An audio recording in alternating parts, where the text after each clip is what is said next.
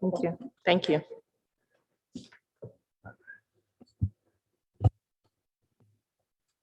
Need to restart with the mic on.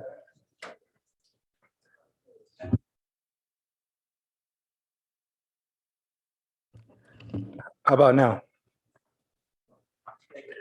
Okay, I'm going to restart with the mic on. Like to welcome everyone to the May 24th, 2002 Parks and Recreation meeting. Also like to welcome a new commissioner with us this evening for the first time, Commissioner Joy Oche. Thank you very much. Thank you. Okay. Our first first order of business is roll call. Lom, if you could please do a roll call for us this evening. Yes. Chair Greenfield, Here. Vice Chair Lemaire, Here. Commissioner Brown, Here. Commissioner Cribbs, Here. Commissioner Freeman, Here. Commissioner Kleinhaus, Here. and Commissioner Oche. I'm here. Thank you. Chair, that's 7 present. Thank you. And now our next business item is the adoption of a resolution authorizing excuse me, the use of teleconferencing for Parks and Recreation Commission meeting, as we've done every month recently during the COVID-19 state of emergency. So this is an action item. And if we could do a roll call vote, please, Lom.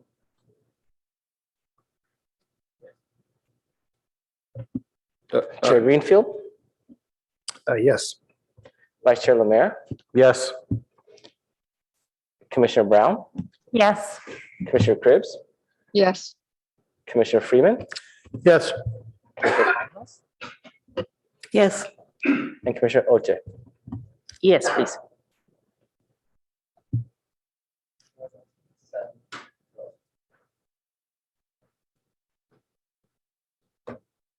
Thank you.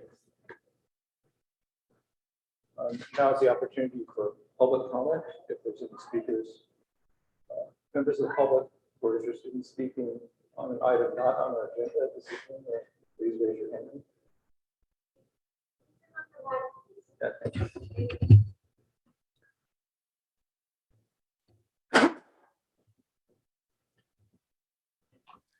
Now's the opportunity for public comment. If there's any members of the public who would like to speak on any item that's not on the agenda this evening, please raise your hand.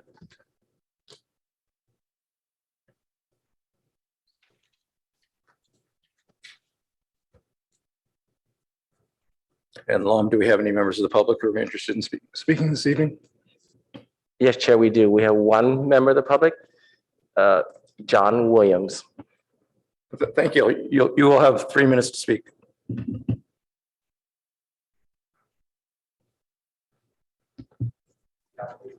Thank you. This is actually Monica Williams. Sorry about the mistake there. Can you hear me? Hello? Yes, we can hear you. Okay. So I'm Monica Williams, president of the Palo Alto Pickleball Club, and I'd like to give you an update on our club. On behalf of the 700 plus club members, we want to thank the Commission and Adam Howard for the hours of work it took to create the new excellent signs and for installing them on the sports courts at Mitchell Park. Thanks also to the Pickleball Ad Hoc Committee for understanding the frustration that was generated for evening players when they couldn't see the lines under the LED lights. Dual lines on sports courts are generally able to be seen equally well by both sports, and this has been accomplished. We want to let you know that pickleball event for the Bay Area Senior Games will be held at Mitchell Park this coming Friday, Saturday, Sunday, and Monday, when over 300 players from as far away as Hawaii and at least 60 club members ages 50 to 80 plus will be competing in some fierce and fun competition. This will be a good opportunity for you to come out and see what pickleball is all about. It's all about building community. Last week with Adam Howard, we hosted officials from the city of Dublin. They're building a new park and are planning to build courts for pickleball, but wanted to see the Mitchell Park courts before finalizing their plans. And last Saturday, the mayor and vice mayor of Mountain View also came to see our exemplary Palo Alto pickleball courts. Last but not least, we're focusing on our youth, many of whom play pickleball after school. I do want to share with you that freshman Christian Sue at Palo Alto High School has founded the Pali Pickleball Club that has 21 members and growing. Thank you all again for believing in pickleball and supporting the wonderful community that has been built right next to the magical Bridge Playground. Friends and neighbors are benefiting from the physical and emotional well-being that the sport of pickleball provides at the courts that we dub the magical pickleball playground. Thank you for the opportunity to update you. That's it.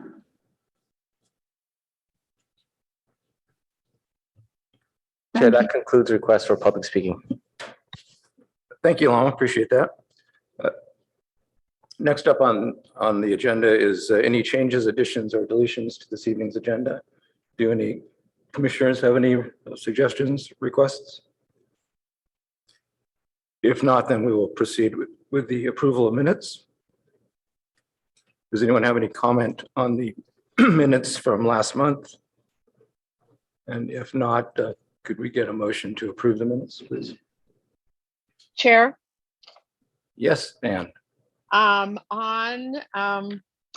one of the paragraphs in the minutes on page 5, line 12, it doesn't make any sense.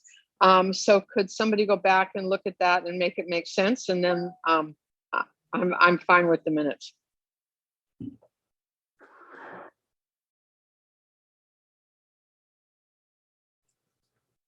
It was referring to pickleball and the stripes, but it referenced 23.01 sports at JLS.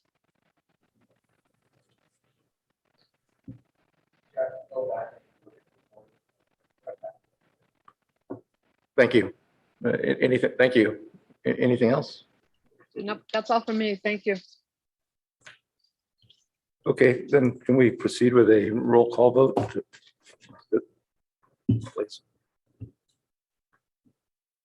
Sorry, can we get a motion to approve the minutes? Make a motion to approve the minutes. Second, Thank you. Then can we get a roll call, please? Yes, Vote, please. Chair Greenfield, Yes. Vice Chair Lemare, Yes. Commissioner Brown, Yes. Commissioner Cribbs, yes. Commissioner Freeman, Yes. Commissioner Kleinhaus, Yes. Commissioner Oche. Yes. Actually, Commissioner Oche, since you weren't present at the meeting, you probably shouldn't vote in this case. So abstain would be the proper vote that I would recommend. Okay. Commissioner Oche, Yes. if you would abstain, please. Oh, I'm saying. Chair, that's a 6 vote with 1 abstain. Thank you. Okay, next up is the department report, please. Look forward to that as always. Thank you, Chair. Darren Anderson, good evening, Commissioners. I'm with Community Services Department. I'd like to reiterate our welcome to our newest Commissioner, Joy Oche. Really glad to have you on the Commission. Thanks for being here. On the topic of the Parks and Rec Commission, it's scheduled for our work plan to be reviewed by Council on Wednesday, June 1st at 5 p.m. And the Chair and I will be attending there and making that presentation. Also, the tree ordinance update will go to City Council on June 6th. This will also include an update to the Municipal Code Ordinance 2.25.50, which is the purposes and duties of the Parks and Recreation Commission. And the update is in response to City Council's direction to have staff formalize the Commission's role on urban forestry issues. And the Commission will also serve as a community forum for the Department of Public Works Urban Forestry, section matters, and provide feedback, recommendations, and interpretations to City Council on urban forest plan and associated policies. Commissioner Cribbs had asked me to follow up on the latest with swim lessons. I reached out to Team Sheeper and they sent me the following. They said, we are actively training our swim instructors as we speak. Currently, the plan is to get swim camps off the ground as they have swim lessons in those programs, and we're hoping to add weekly swim lessons by July. This is all staff dependent. However, we're very hopeful that we'll be able to accommodate more lessons this year than last. An update on the Cubberley Tennis Court resurfacing project that's underway. Project should be completed by approximately June 30th. A recruitment update. We filled our vacant coordinator recreation programs. This was Catherine Borquin's old position. She used to help assist with the commission. This was an internal promotion for Javad Godes, who's here this evening. He's up over in the back. Say hello, Javad. And he'll be beginning his new role with us in June. In addition to overseeing the community garden program, Javad will be supporting the commission and support throughout the open space parks and division, golf division. And he's an internal promotion. For the last 5 years, he's progressed through this community services department, starting as an hourly administrative assistant, then working as a program assistant 1, and for the past few years, program assistant 2 at Mitchell Park Community Center. So really glad to have Javad on the team. We're still recruiting for a parks maintenance position and a parks irrigation position. We had gotten the first round of applicants and they were not qualified. So we're recruiting again. And unfortunately, we've got some news of a couple departures. Sarah Duffy, our senior management analyst, will be leaving at the end of this month. So we'll be continuing to work on recruitment. Sort of as we add new ones, existing ones tend to move on. So we're doing our best. Family movie nights at Mitchell Park are back. The movies start at 7 p.m. and are free to attend. Space is limited, so pre-registration per family is required. And the upcoming movie nights are on May 27th, Moana. That's in honor of Asian American, Native Hawaiian, and Pacific Islander Heritage Month. June 17th, a movie called Sing 2. And July 22nd, Luca. To register for these movies or to learn about other city functions and events, check out the city's calendar. We've been making some progress on our efforts to get going with the skate park. We've got a community meeting set for Wednesday, June 15th at 6:30. We'll be sending out mailers and emails and flyers at the park itself and elsewhere to help spread the information on that. And that's specifically to talk about the proposed location, collect community feedback, and then bring that back to this Parks and Rec Commission. On June 18th, from 10 a.m. to 2 p.m., City of Palo Alto is hosting an open house at the Municipal Service Center. We refer to it as the MSC. And this will be to showcase some of the behind the scenes work that we do for the community. Please join us and bring the family for a fun and educational day featuring demonstrations, displays, food, music, and other activities. And the Municipal Service Center is located at 3201 East Bay Shore Road. Again, that's on June 18th, 10 a.m. to 2 p.m. Pickleball update. Staff and the ad hoc committee for the pickleball lines on the shared use courts at Mitchell Park. Make it easier for the pickleball teams and players to see the lines while not causing issues for the tennis players. When they were able to find a color yellow gold that will work well, it was used successfully at the neighboring agency's shared use courts. And those lines will be painted on Monday, May 23rd. And Chair, that concludes the department report. Thank you, Darren. Are there any questions from commissioners? Or, Chair, I have, yes, go ahead, Commissioner Cribbs. thank you very much. First of all, the lines on the pickleball court look absolutely great. So I'm really excited to see them and I hope everybody goes and takes a look at them.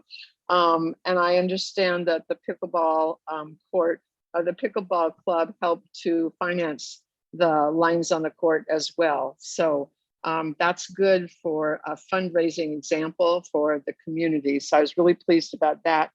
Secondly, Darren, can you find out for next month if how many scholarships have been requested for park programs and camps this summer and swim lesson programs, if that's possible?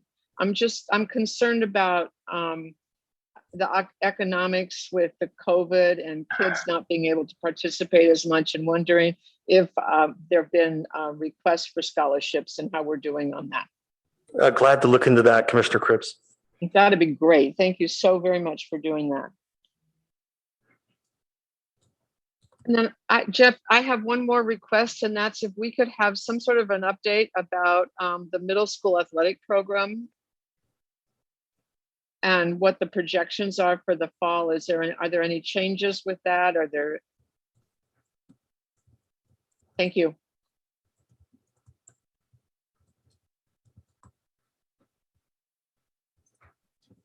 Thank you. And Darren, could you please just clarify for everyone what the city involvement is with the middle school athletics program, since typically the city and the school district are separate on things? Yeah, thank you. I tell you what, Chair, I'd be glad to give a more robust answer to that in our next meeting. But by and large, we have a recreation team that's involved in helping facilitate that, and they do work with the PUSD to some extent. But like you said, it's a city program, and I'll get the details on what's going on lately and plans, and a more robust answer and description of that at our next meeting. Thank you. Great. Can I just make a comment? I was at Coverly yesterday and saw the signage of the courts with a nice fact sheet, and it's very clear. So I just want to compliment staff on that. It's very great. Awesome to hear. Darren, I do have a quick question about Coverly. If there's a way that, I don't know if Adam has it or who would, in terms of how many groups have been displaced, or what has happened to those groups who would have ordinarily used the Coverly gym, and how many groups that is, or how many people, and where they ended up going. Yeah, I'm glad to look into that. I have communicated with one of the managers who oversees that program. He didn't tell me how many had been moved, but just that they were able to find other places for them. So it was gyms at like the YMCA, et cetera. Oh, that's outstanding. Yeah. Thank you very much.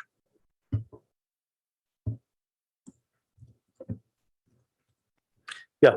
Hey, again, a good job on the pickleball lines. What shows how the community and the city can work together to make something happen. Along with that, have you received? I know just recently that those went in. I know one of the complaints was that some of the people were having trouble seeing the lines when it was getting close to dark and so forth. Do you know if that? Have you received any feedback on that? I haven't yet. Okay. Yeah, but we'll be sure to inquire. I'm hoping it's successful. Yeah, forward to they hearing look good. feedback. Yeah, I'm sure. Saw pictures of it today. The other thing, with the tennis courts, you mentioned that those will be opening up, I guess, 6:30. What kind of communications has gone out on that, so that people know, the court's going to be available? Are there any things that they have to be aware of as a result of, it's probably some conditioning and so forth that has to take place? Yeah, the notifications, predominantly the signage at the site, informing the Coverly staff. We have CSD staff at that facility, and just making sure that people that are coming to Coverly are aware. Emails to the user groups. And then your second part of your question, anything special they have to do? No, by the time we're ready to open it, you should be able to use it exactly as you had before, except for safer and better.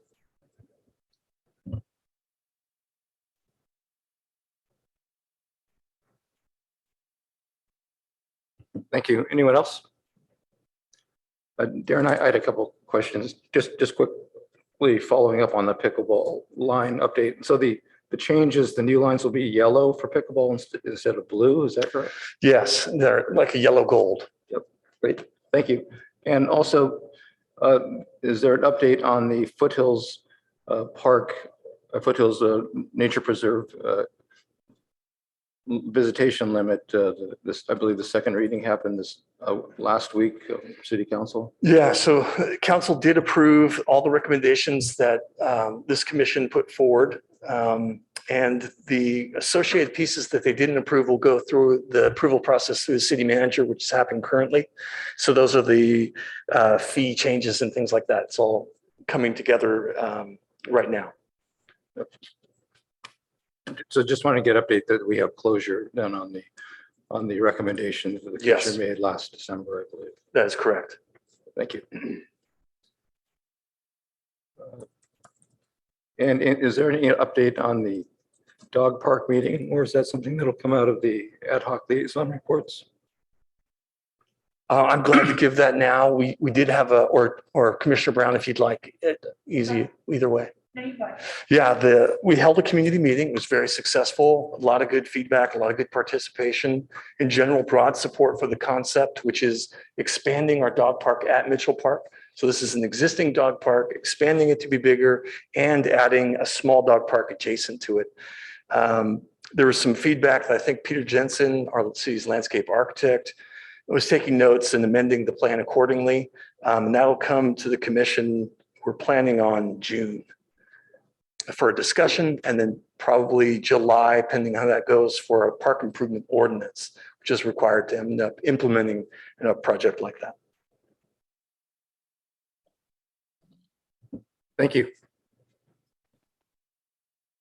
If there are no further questions, then we'll move on to our next item, which is the ad hoc committee and liaison reports and assignments. The agenda item is extended to assignments this evening because we have a new commission member, and we're hoping that she will be assigned to some ad hoc committees and liaison roles. So why don't we start with the committee reports? If anyone has any reports, let's please proceed. Else? Sure, I can start off. Been working with Jeff and on the what we call the Palo Alto Wellness Center update. Just want to let you know that we have been meeting on a weekly basis, putting together the plan, trying to work out some logistics, and kind of building a list of local citizens who can add to the contribution. So just want to say that with our weekly meetings, I mean we've got the momentum moving, we think, in the right direction. We're collecting information. We're finding new people that can work with us. We're building a list of people that will be on what we call an advisory board, and also the board of directors when we move in the direction of looking at making this sort of a nonprofit, some of the other projects that have happened in the city. So we'll, going forward, we hope to be able to give you more and more information about where we are. You notice we're calling this the Palo Alto Wellness Center. It's not a gym. We want to make sure that it's sort of is kind of broad in scope so that it will reach a large portion of our community. So that's pretty much the update on what's happening with the Wellness Center. As far as on the soccer fields, Jeff and I met with, I think it was Tyler, Adam, Mark, and Miguel. I think it was last week or a couple of weeks ago. Part of that was talking about some of the issues that, as it relates to cleanup of the soccer fields, especially after large tournaments. Some of those things are, filling the trash, maybe restrooms not being up to speed, and that type of thing. One of the takeaways from that was to kind of reach out to some of the other neighboring cities and see how they are managing some of the events that are being held in their area, and maybe even looking at modifying our fill and court use policy that would be part of the special event permit, so that along with that would be for them to determine the number of people that would be attending, and to try and for them to sort of gauge how many restrooms would be needed and what type of trash and recycling bins would be necessary as well. So that's kind of a moving target, and we'll meet again to try and strategize and put a plan in place going forward. Okay.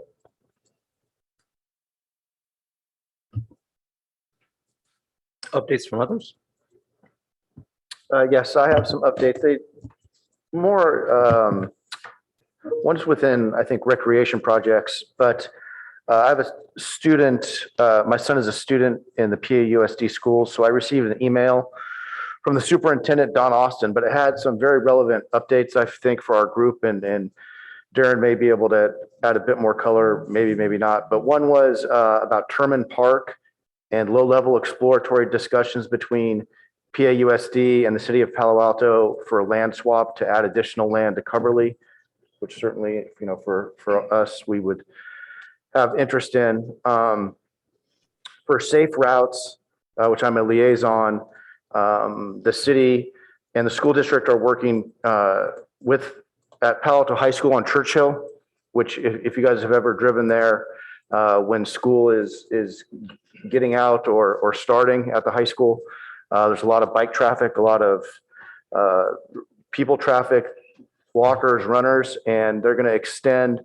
those bike lanes and extend them all the way to El Camino.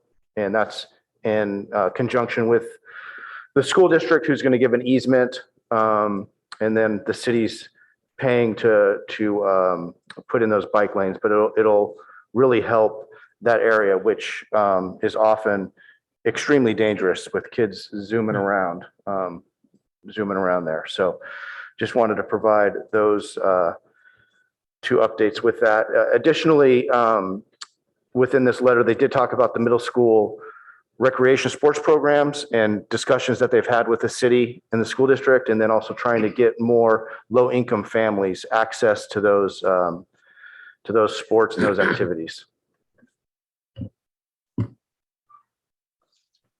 Chair.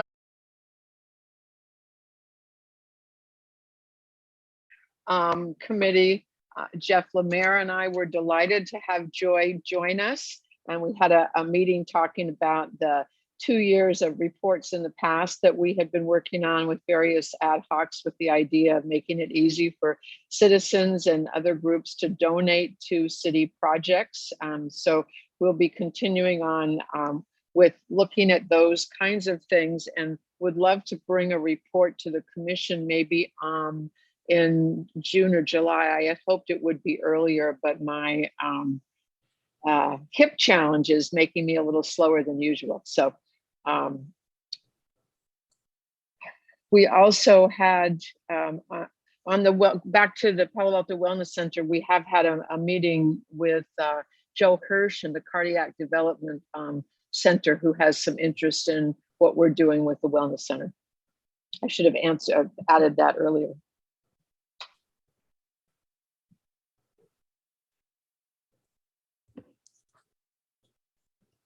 Is there more, Ann? No, I'm sorry. That's it. Great, thank you. And we're happy to have you at whatever pace you can be joining us and continuing with it. Absolutely.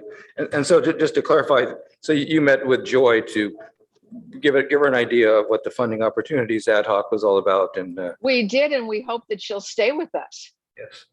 So that was the intention. So when you said you were going to assign new people, I was hoping that we could keep her. That sounds like a strong likelihood. Any other reports and updates? You and I met to discuss the website refresh and came up with a list of some suggestions and are working with staff on next steps. We did hear about the court policy, dog parks, and then I just wanted to clarify with Vice Chair Lemire, the safe routes improvements on Churchill, to my understanding, are separate discussions from the grade separation, just for everyone listening and for the record, that will be done outside of any grade separation for the rail crossing. Thanks.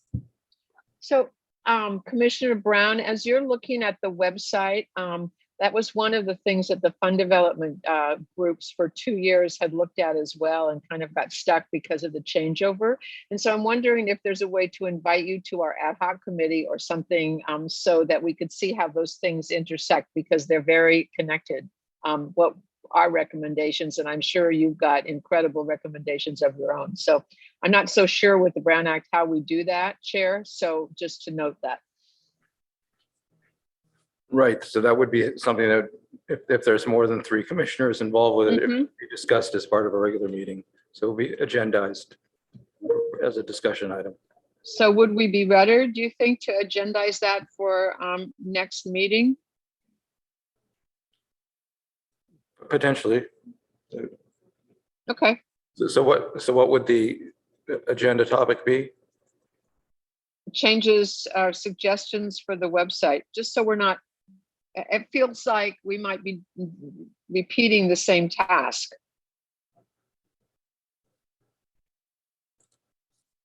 But maybe Okay. not. So the website changes you're talking about are specific to fundraising. To fundraising, yes. Yeah, I think there's probably not overlap at this point. I think we're Okay. working at a little higher level right now. And I think our plan is to look at things more generally in terms of layout and function, and then get it and understanding what we can change and what we can't change, and it's kind of understanding our scope, and then come back to the commission with some recommendations. But it wouldn't be at the detail level of something for a fundraising. Good. Okay, if you And think it sounds that like you have a it sounds better like sense, yeah, you have a better sense of it than I do. I just felt like I don't want to do it twice. So, Sure. But I think you could be moving forward with the idea of a fundraising page, a funding page yes, would be set, that would be linked to from the Parks and Rec Commission homepage. Mhm. And I think as long as that's your scope, there wouldn't be a conflict or an overlap. Does that sound right to you, Andy? Yes. Great. The electric conveyances or e-bike policy ad hoc met as well. Shawnee, do you want to give an update on that?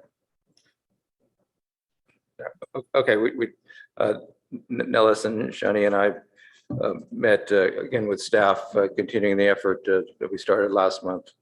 And it's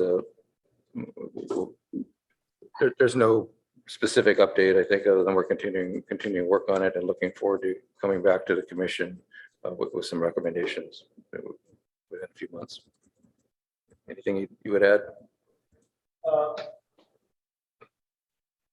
No, nothing. I mean, I think every time we have a meeting, we seem to add other items on the, we added the electric wheelchairs and other things. So that it is, I think, forming to be a pretty good meeting, encompassing a lot of different things that we hadn't thought about. And we're not sort of outside, in a vacuum, because there are other cities and municipalities that are faced with the same issues. So yeah, we want to try and be as uniform as we can, but at the same time, listen to both sides of the stakeholders, just make sure we're addressing all their needs.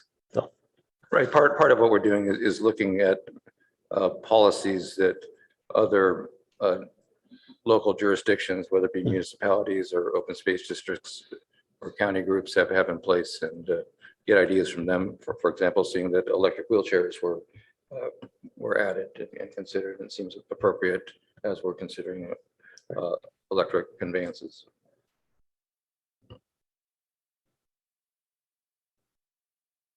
Okay, if that's it for the updates, then now's a good time to turn to our new member, and Joy has had Joy and I did meet, and we talked about some things, kind of gave her an overview of the commission, and part of what we talked about was the committees and the ad hoc liaison roles that commission members hold. And we did get clarification from staff that we don't need an action item to appoint her or to add her to a committee. That's something that the chair can handle, can do directly. Typically we voted on these things as a group, but for the simplicity of not having this as an action, we'll come to an agreement, and then I can appoint her to the committee or role. And so what are you interested in? Thank you, Chair. Funding opportunities and the Youth Council. And the Youth Council Yes, liaison role. liaison, yeah. So the Youth Council role is a role that Commissioner Cribbs holds now. Okay. And that would be something that potentially both of you could share. We do have some shared liaison roles. If Ann thought that would be appropriate, or if she wants to stay involved with that. so that would be fun to do that as a shared role for maybe 6 months or so. I kind of promised the Youth Council that I would be back with them in October when they start in again, because their done now until school starts again. But that would be great, Joy, to have you with me. And then perhaps I could then withdraw from that chair in the middle of the year. Does that work for everybody? Yeah, it's fine.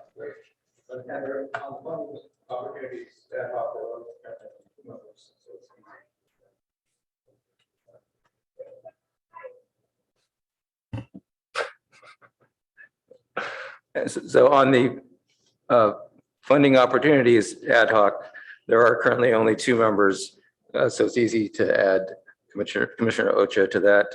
And we can also then move forward with her sharing the youth council liaison role with Commissioner Cribbs. Is there any discussion anyone else would like to have about this?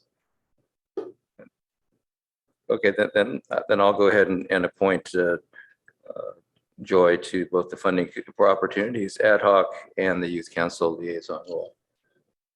And is there anything else that you're interested in? We'll give you a little time to get warmed up here. All right, thank you and welcome. Thank you. All right, with that said, I think we're ready to move on to our next agenda item, which is the review of the Bayland Comprehensive Conservation Plan, or the BCCP. We'll start off with a staff presentation. If there are any members of the public who would like to speak on this, please raise your hand. I see some hands raised already. For planning purposes, you'll have 3 minutes to speak unless the group grows to a larger number. And we'll proceed now with the staff presentation. Thank you, Chair. Again, I'm Darren Anderson with Community Services Department. And with me tonight is Diana Edwards. She's the project manager and climate environmental planner with AECOM, who's going to make the presentation on the Baylands Comprehensive Conservation Plan. But before I turn it over to Diana, and Diana, you're welcome to share your screen at this point. I wanted to give just a little bit of background. We started working on this plan in October 2017. The staff report listed a number of public meetings that we've held to get to that stage in the plan developed to the point where we're ready to move forward. And we had made great progress with the commission review happening both in December 2018 and again in May 2019. And at that time, the commission expressed a lot of support for the plan, and staff had planned to complete the CEQA and come back shortly thereafter.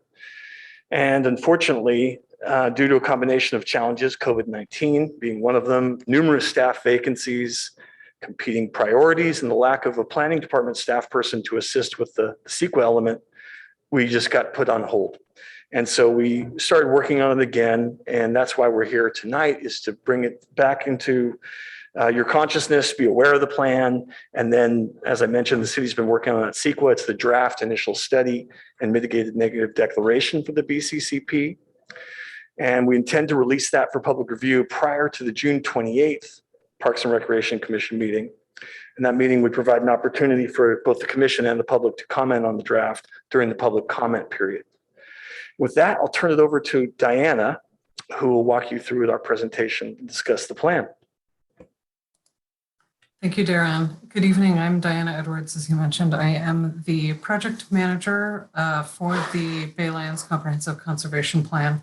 So today, just to give you an overview of what we're going to be talking about, is I'll walk you through what is in the plan. I know that many of you may be new to the process. I know that we have some people who have been here with us the whole time, so I'll be excited to be talking to you again. Give you an overview of what's in the plan, an overview of the planning process. We'll talk a little bit about some of our stakeholder and public outreach efforts, the plan development, what we did there, and then what the next steps are. The Baylands Comprehensive Conservation Plan is a holistic plan for the Baylands that aims to balance resource protection, environmental education, and recreation use. All of this is coming from an This plan is to look at future projects and current trends, including climate change and sea level rise, which we know has the potential to impact the Baylands. We have included some site-specific aspects in the plan, including the former ITT property, Renzel wetlands, and then some specific Bigsby Park plan. So as Darren mentioned, we started this back in 2017. And so this planning project builds upon the 2008 Baylands Master Plan, incorporates new trends, new projects that have gone on in the Baylands, and new data. We have a lot better up-to-date mapping. We know what's going on better than in 2008. We have gone through a full stakeholder outreach and engagement process. There were 12 distinct tasks and included the incorporation of a public art overlay as well as part of the BCCP. So to date, to take you through kind of what we've done, is we developed a work plan. We documented the existing conditions, which was turned into chapter 2 of the plan. We developed a stakeholder engagement plan. We did one of our first stakeholder meetings all the way back in October of 2017. You can see from the photo here, this is when we used to all be in the same place at the same time. We took a tour of the Renzel wetlands, the ITT property Renzel wetlands. We did some additional stakeholder outreach later in 2017. We had a robust project website. Some additional stakeholder meetings in the following winter. We conducted a user survey to folks who are coming out using the Baylands, going on hikes, whatever they might be doing, get an idea of how this plan may serve those people. We documented the future planned projects in and around the Baylands so that we can understand the constraints that are there. We developed visions, goals, and objectives for the plan. Diana? Yeah. Can I interject just for a second? You're breaking up just a little bit periodically. I don't know if there's any opportunity for fixing that, but just wanted to make you aware it's breaking up. Okay. I will try to talk a little slower, so if I break up, you can still hear what I'm saying. Thanks. Sure. So we presented to the Parks and Recreation Commission in June of 2018, developed some concepts for the ITT Renzel wetlands. And then we took a look at the opportunities and challenges within the Baylands. We completed a climate change and sea level rise assessment. In the fall, we had one of our final stakeholder meetings to kind of talk through some of the challenges in the sea level rise assessment. We developed a draft action plan, which kind of serves as a basis of some of the actions that the city could take. And then we developed the draft Bigsby Park design plan. We compiled all of this into the draft BCCP. Presented that in May of 2019. We received some great feedback from the PRC and the ad hoc committee. And so we made an update to the BCCP from those comments and then handed it over to start the CEQA.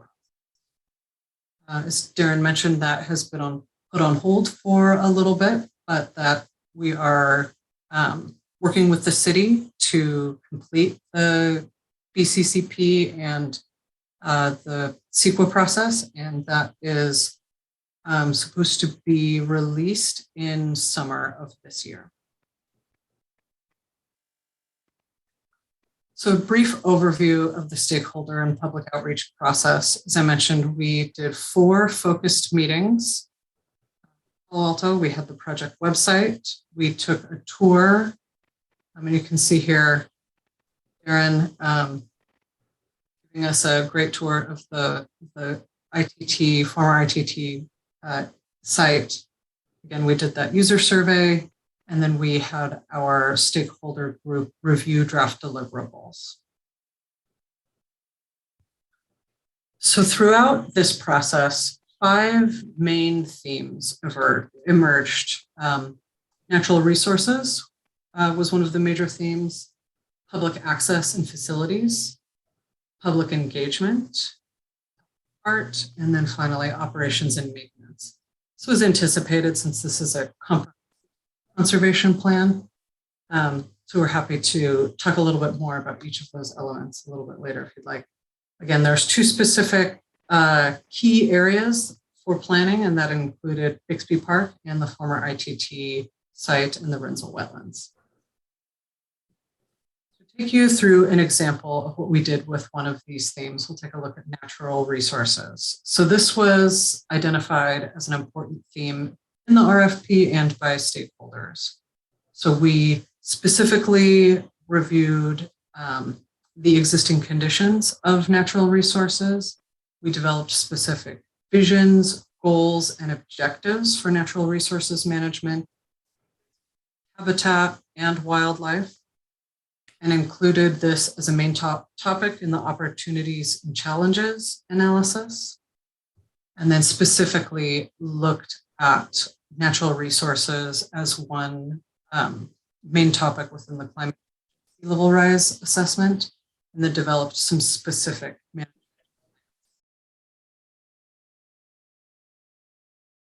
plan, which both provides a prioritized list of actions that the city could take, but also provides a framework that the city can use at a later time to, as things develop within the Baylands, as projects get completed, I mean, to reprioritize different areas for habitat conservation and wildlife protection.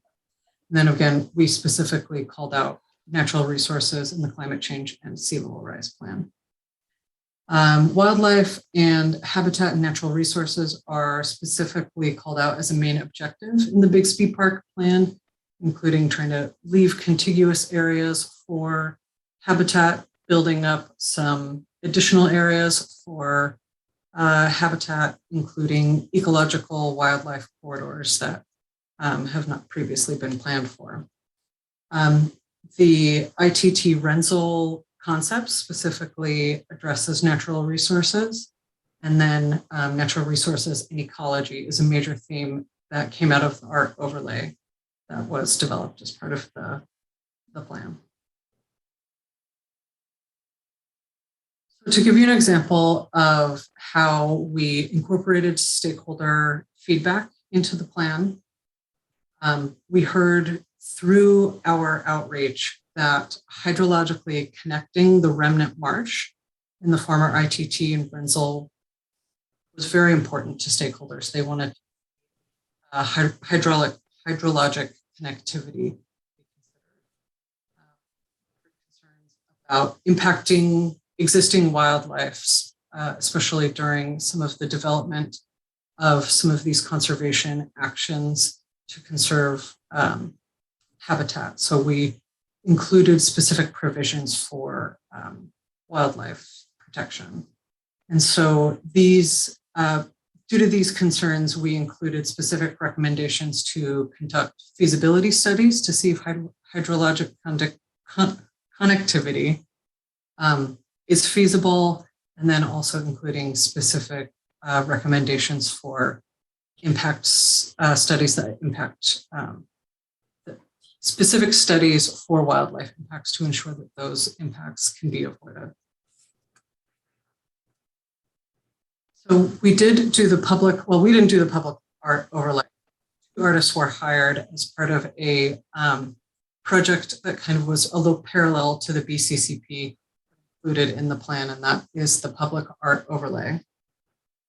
So public art is important to the city, and there's examples of public art in the Baylands. And so it was envisioned as the public art overlay was envisioned and was specified in the RFP. And so the city hired Mary O'Brien and Daniel McCormick to help develop the art overlay. And it's they were specifically chosen because the type of art that they do is complementary to the ecology of the Baylands. And you can see here, this is one of their pieces. which was designed so that it would work with the ecology and is kind of a dynamic piece that would take advantage of natural processes and become a home to native species over time. So the next steps of where we go from here with the BCCP is CEQA is in the process of finalized and to be released. And then following the CEQA process, the final adoption of the BCCP. Time for questions. Thank you.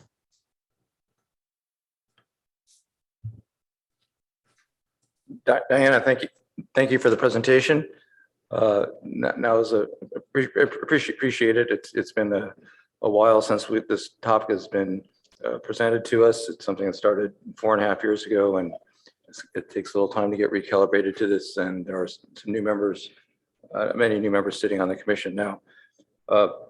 We will go to public for comment. I see that we have 6 members of the public looking to speak. You'll have 3 minutes each. Before we do that, do any commissioners have any clarifying questions for Diana or for Darren regarding the presentation? We're not looking to comment yet, but any questions about the content that was presented? Chair, when we say that the plan will be good for 15 years, what is the end date for that 15 years since we've had some interruptions? That's an excellent question and one that I've had. Yeah, that's a great question. I'm not sure I have the answer. In some ways, while it's a 15-year plan, I also think it's iterative along the way. We'll learn new things, new resources become available, and maybe things that were long-term visions become near-term, should we have the ability to move forward. So I think it probably needs a completely new, fresh look probably in the 12-year range is my thinking, but we'll see. And then along the way, I imagine it'll be needing updates. Thank you. Other questions? I have a related question to that. Some of the existing conditions have changed.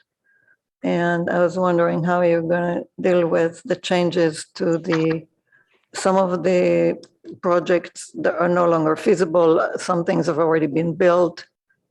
So question about that. Yeah, thanks, Commissioner Kleinhaus. Diana and I talked a little bit about that, and there's a few. Their mentions of the tide gate are more hypothetical, or they've listed the wrong dates where we thought this project would happen earlier. It's actually going to be later than was originally speculated to happen here. We can make updates to the plan to make those changes.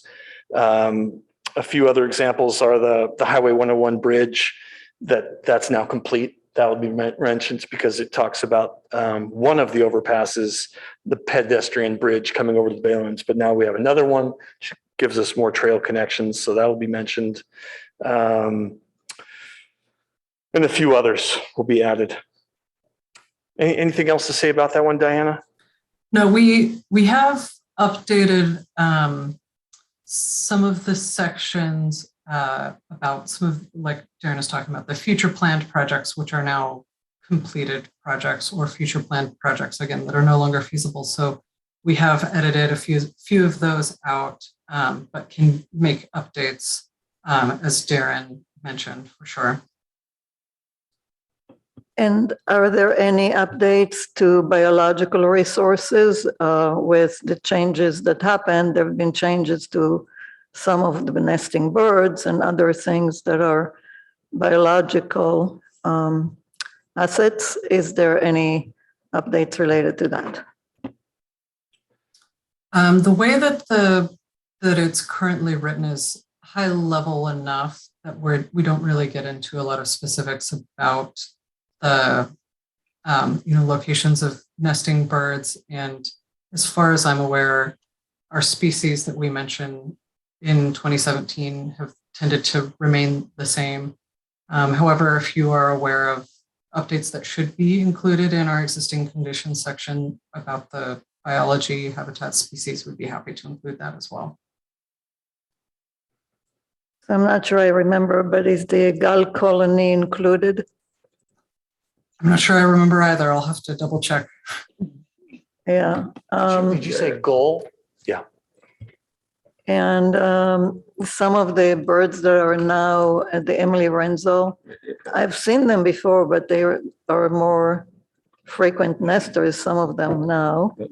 Commissioner Kleinhaus, I think you're probably getting into areas of comments now rather than clarifying questions. So maybe we'll say this. The purpose of one of the purposes of this is to frame the discussion for all of us so we know what our goal is for the evening, but also so the public understands what our goal is for this evening before, so they can adjust their comments accordingly. And so further to that end, you know, this is something that started 4.5 years ago. I think it would be helpful to take a step back a little bit and, make sure we understand what the purpose of this BCCP project is, and what our overall function is for this evening. And clearly, the overarching goal is to adopt the BCCP, and so what are our options this evening as far as the? So I think you're looking for comments in terms of if the commissioners are looking to feeling like this is something that they would be able to vote to adopt next month, or if there are any concerns that require some further consideration to raise those concerns so that staff and the consultant have an opportunity to address these before returning to the commission next month. And I think it would also be helpful to understand general constraints and implications in terms of funding for the project, where we're at right now, and the pipeline competing priorities and things like that. And so I think that could be helpful in framing the discussion and the options that we have for this evening. Yeah, good questions. It's difficult to make any substantive deep changes to a plan that's this far along. That said, I would love and welcome the responses from the commission. If we've got ways to make the plan better and we can make those changes, I'm all for it. But we have to be cognizant that there's also the efforts we put into the CEQA planning at this point. Maybe Diana could talk a little bit about, I have a harder time answering whether the line in the sand between where we can make a change and where we can't. And Diana's got far more experience than I do in that. Diana, could you share some thoughts on that? And before you do, part of the concerns I'm hearing and I have myself is the timeline that we started the project. We stopped it under unfortunate circumstances. There's a lot of things going on in the world, and we understand that. But as we resume it, is it appropriate to move forward with little continuation and understanding that there have been some changes and the 15-year timeline is now adjusted, or is it appropriate to move forward? Yeah. I think those are some questions we have as a commission. Yeah, I'm not sure I have the answer to that. It's kind of a judgment call for the commission themselves to make to some degree.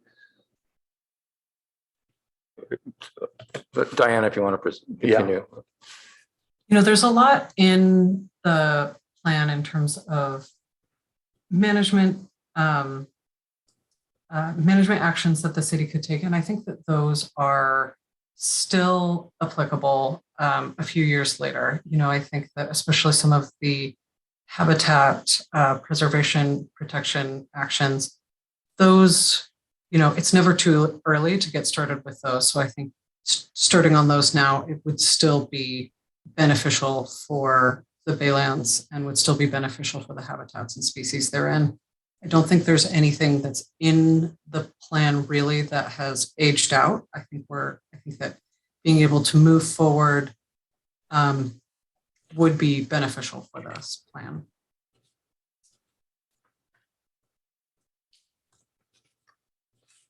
Okay, thank you then. And I think it's probably good to move to public comment now. I see that we have 6 speakers looking to speak. We'll give you up to 3 minutes. Latch on to previous comments. That's always appreciated. Lam, you want to go ahead and manage the speakers, please? Thank you, Chair. Our first speaker is Rashi Sharma, to be followed by Ronnie Fisher. Rashi, if you would unmute, please. Good evening, Chair Greenfield and Commissioners. My name is Rashi Sharma. I'm a high school student and an intern with the Santa Clara Valley Audubon Society. I love visiting Bixby Park and the Palo Alto Baylands. Last winter, I saw a burrowing owl at Bixby Park and it was exhilarating, so I was disappointed to learn that burrowing owls no longer nest in Palo Alto. I had hoped that the BCCP should include implementable, aka shovel-ready plans for proactive and well-funded improvements to wildlife habitat, including a realistic plan for bringing back burrowing owls, intentional plannings for wildlife corridors, a mowing plan that allows wildlife to thrive, more vegetated islands, and even nesting islands for shorebirds. I had hoped to have protocols that help coordinate public works projects and the protection of nature. Only 36 were seen in Santa Clara County during last year's breeding season. The local breeding population is about to be extirpated from our landscape. There are funds available to try to recover these species, and Palo Alto should make an effort to help do that by setting aside the current plan and using artificial burrows, fencing, and mowing programs to allow the owls to breed in our city again. Advocacy with CalRecycle is needed to allow California ground squirrels, a keystone species, to live at Bixby Park. Perhaps soil can be added to Bixby Park to allow ground squirrels to burrow without impacting the landfill cap. But if CalRecycle continues to prohibit ground squirrels, then fencing and artificial burrows should provide for nesting owls in the absence of ground squirrels. Also, coyote brush is not a weed. It provides prime ecological habitat resources in terms of the number of species that use it for nesting, cover, and as a food source. A vegetation management and mowing plan should be prepared to ensure that this resource is available to the species that use Bixby Park.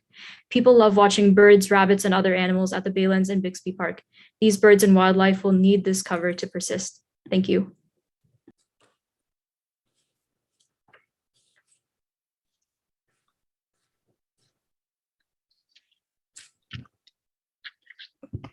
Our next speaker is Ronnie Fisher, to be followed by Gita Dev Loma Prieta.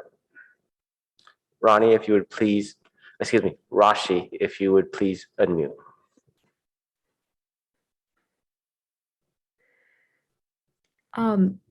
I believe I just spoke. Sorry, do I still have my hand raised? Like I just gave my comment, sorry.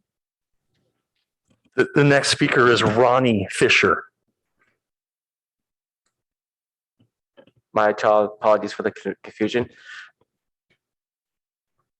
Ronnie, if you would please speak, unmute and speak, please.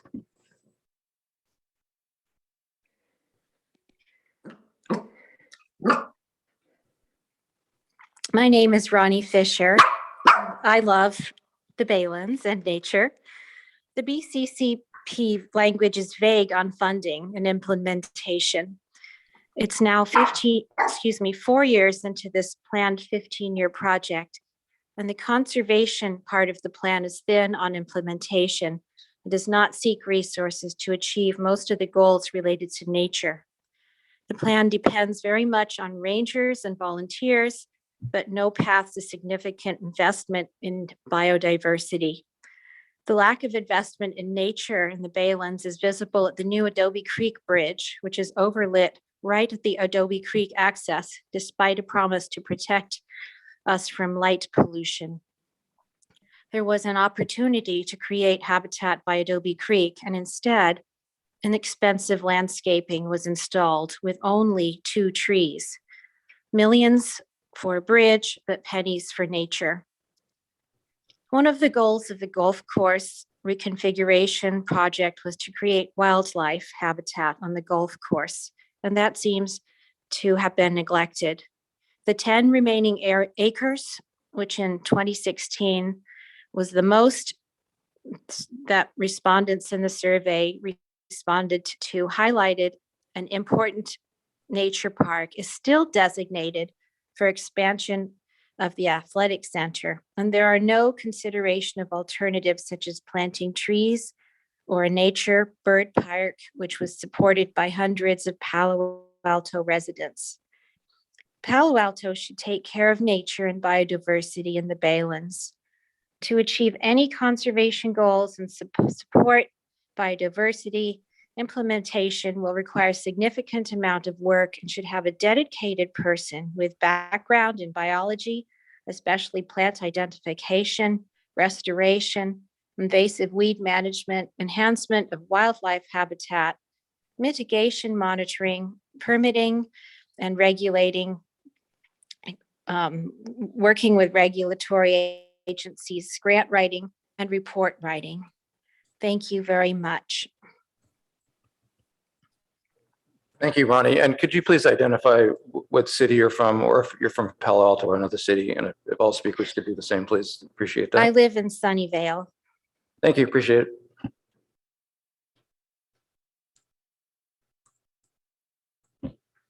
Our next speaker is Geeta Dev Loma Prieta, to be followed by Annie Yang.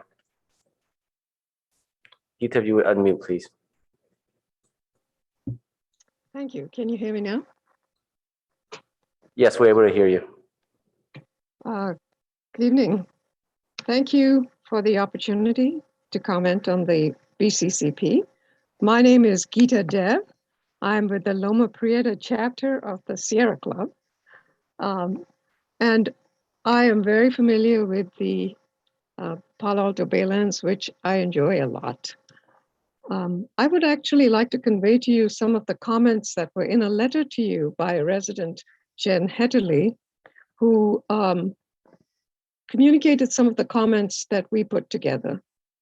The Sierra Club strongly supports the vision and the policy framework of the BCCP. The goals behind the BCCP are twofold. First is to create an actionable plan or plans to protect, preserve, and enhance wildlife and biodiversity in the Baylands, which is wonderful. But second is to establish the best practices to ensure that facilities management and the human impacts don't undermine that goal. The point we'd like to make is that the draft BCCP action plan seems to overemphasize the hard infrastructure and the human facilities and activities. And as a couple of the speakers have said before me, it lacks robust actions, robust plans, robust monitoring for the wildlife and biodiversity. The resource management goals and objectives predominantly represent only the first steps to conservation planning, identifying habitats, identifying wildlife corridors, key locations, creating prioritization methodologies. That's a good start, but it actually really falls short of a comprehensive conservation plan, action plan. A plan to make a plan is actually inadequate for the end result. So we'd really appreciate it if you could make sure that the BCCP meaningfully advances goal, the main goal, the rich biodiverse natural resources of the Baylands, which are unparalleled. And it's an asset not only to the community, but to all the neighboring communities. They offer beauty, recreation, climate resilience, pollution filtration, and lots of public health benefits. And their resilience requires more than simply trying not to harm them, but to enhance them. And without actionable plans to affirmatively support wildlife and biodiversity, they will actually keep succumbing to urbanization and to climate change. Thank you. Thank you. And Geeta, could you please identify the city you're from, or if you're a Palo Alto resident? I'm not a Palo Alto resident. I live in Woodside. Thank you.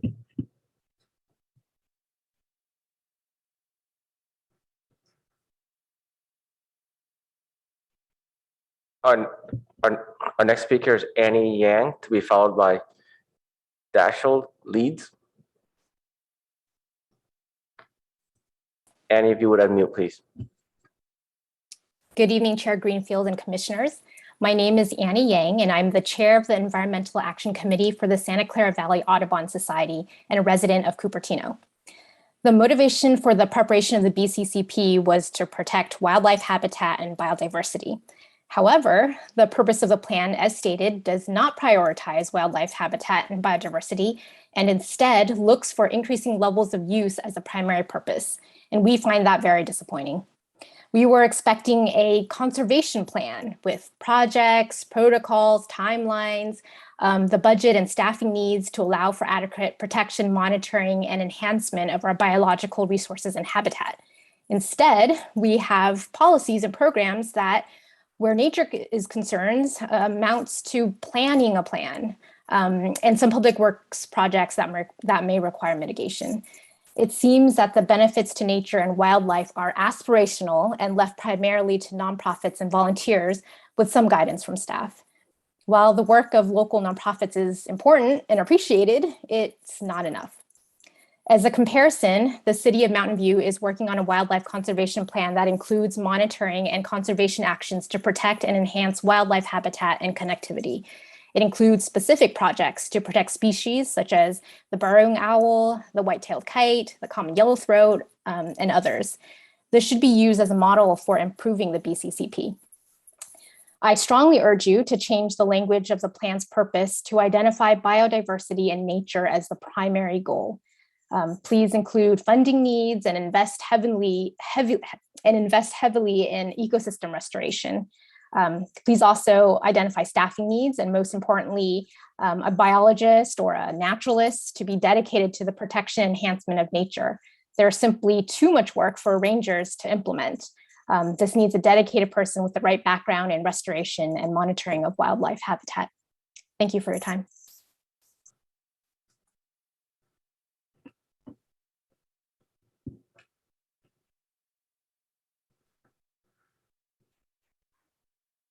Our next speaker is Dashiell Leeds, to be followed by the final speaker, Eileen McLaughlin. If you would unmute, please. Hello, thank you for the opportunity to speak tonight. My name is Dashiell Leeds, and I'm the conservation organizer for the Sierra Club Loma Prieta chapter. I'd really like to echo Ronnie, Rashi, Gita, and Annie's comments. I really don't have a whole lot to add, so I'd just like to reinforce them. The Sierra Club supports the vision and policy framework of the BCCP. However, we believe that the current plan is lacking the robust planning necessary for wildlife and biodiversity to thrive in Palo Alto's Baylands, and to fully realize one of the plan's main goals, which is to create actionable plans to protect, preserve, and enhance wildlife and biodiversity in the Baylands. So our ask for the commission is as follows.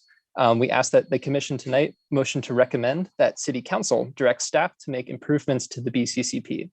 In addition to those suggested by earlier speakers, we hope that the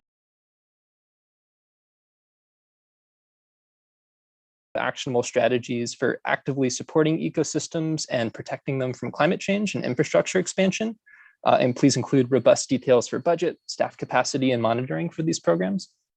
And second, to support the BCCP and Palo Alto's ecosystems in general by hiring a dedicated staff person, ideally with a background in biology, restoration techniques, monitoring, and permitting.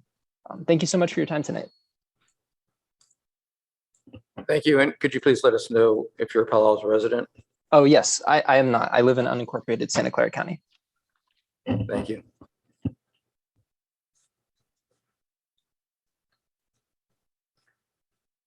Our final speaker is Eileen McLaughlin. If you would unmute, please. Good evening, commissioners. I'm Eileen McLaughlin, and I represent the Citizens Committee to Complete the Refuge. And just to save the question afterwards, I'm not a Palo Alto resident. I live in San Jose, but I represent an organization that was founded by Florence LaRiviere, Palo Alto resident still today, and hero for all of us in wetlands. I've come to talk to you about, what do you know, the Don Edwards Refuge. I've looked at the BCCP, and I find that the Don Edwards Refuge is mentioned once related to challenges with operations and management, and another place on working on some projects possibly with it. But there's nothing in there that talks about the fact that 28 years ago, in 1994, the city of Palo Alto signed an agreement with the refuge to manage Faber and Laumeister marshes, put it under the federal jurisdiction of the refuge. And ever since that time, protections for wildlife and the plans to do so have been carried out by the Don Edwards Refuge. There's nothing in the history of your BCCP that says anything about that, but it is certainly a major partner. The Don Edwards also has its own CCP, and it has significant references to Faber and Laumeister and how they want to manage those lands. So I would think that would have been a good reference for this document. It's just curious to me that there's no acknowledgement of this longstanding relationship and the dependence that the city has had on managing the ecological health of those lands over all of these years. And it would be nice to see something of mention in the BCCP that would acknowledge that. So I do have a copy of that agreement from 1994, if you'd like to see it, and could give you a link for the Don Edwards CCP. Thank you. Thank you, Eileen. And Chair, that concludes the public speakers. Thank you. And thank you to all the members of the public who spoke. And I appreciate your comments, even if you're not Palo Alto residents. It's just helpful to clarify. And I know some of you were speaking on behalf of an email letter that a Palo Alto resident, Jen Hedderly, did send in. And appreciate the expertise and the careful thoughts that you've presented for our consideration. Now's an opportunity for commissioners to weigh in with their comments or questions for staff. Ellis, please. Sure. Yeah, it's good. Very good job on this. I'm sure a lot of work has gone into it over the last, looks like 5 years. I'm interested to know, I mean, I know you reached out to, I guess a lot of the stakeholders were involved in this from the beginning. At what point, I guess when it was revived, that we went out and sought other input to see if there was any new input. And no, we haven't, Commissioner Freeman. We haven't done that. Okay. The public outreach pretty much stopped at that 2019 when we had the plan by and large completed. We were ready to do the CEQA. Okay. The other question, I guess, during this 5 year or the time that the document was revived, what track record, I guess, have you kept tracking have you done as far as the number of changes that have been made, and where are those changes recorded? The changes, some of which were projects that have sort of moved on that were hypothetical at the time. For example, that pedestrian bridge that we talked about earlier, that was brand new. At the time, it was just a concept, and now it's complete.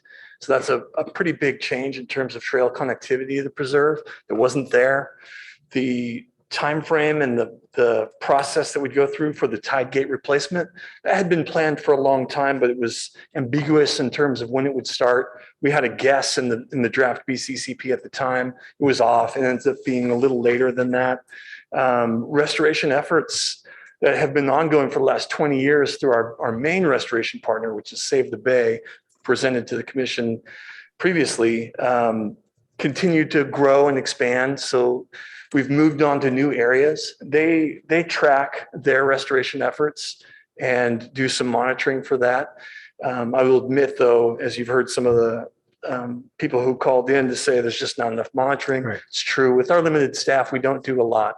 We're reliant on our partners like Save the Bay, who are skilled at it, but they're only really focused on their area where they're doing restoration. Although in 20 years, I'll say that point has grown and expanded to fairly significant parts of the preserve. In terms of their reach, we're talking about 10,000 native plants per year in the Baylands for the last 20 years, approximately. So a significant amount of native plants planted, as well as one of the main things they do, in addition to our rangers working on invasive species, which is a pretty significant element of the plan. And when we talk about how that impacts wildlife, I think we're underselling the value and importance of addressing harmful invasive plants. It's one of the major contributors to habitat loss and threatened species. If you don't do anything about that, you run the risk of losing lots of animals and wildlife, harming them. And so through that partnership with Save the Bay, again, since the plan was completed, we've continued to work on that. The rangers also work towards that effort. Trying to think what else since that time. I think those are the main ones. Okay.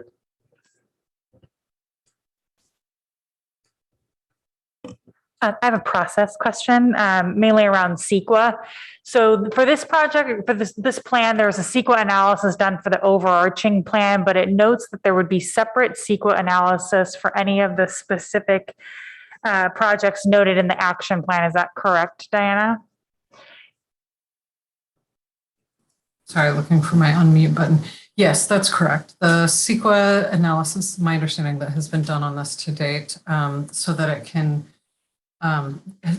go in as an ISMND is largely a programmatic CEQA analysis. Any sort of specific projects that would have any sort of land moving, anything like that would undergo a specific CEQA process for those projects themselves.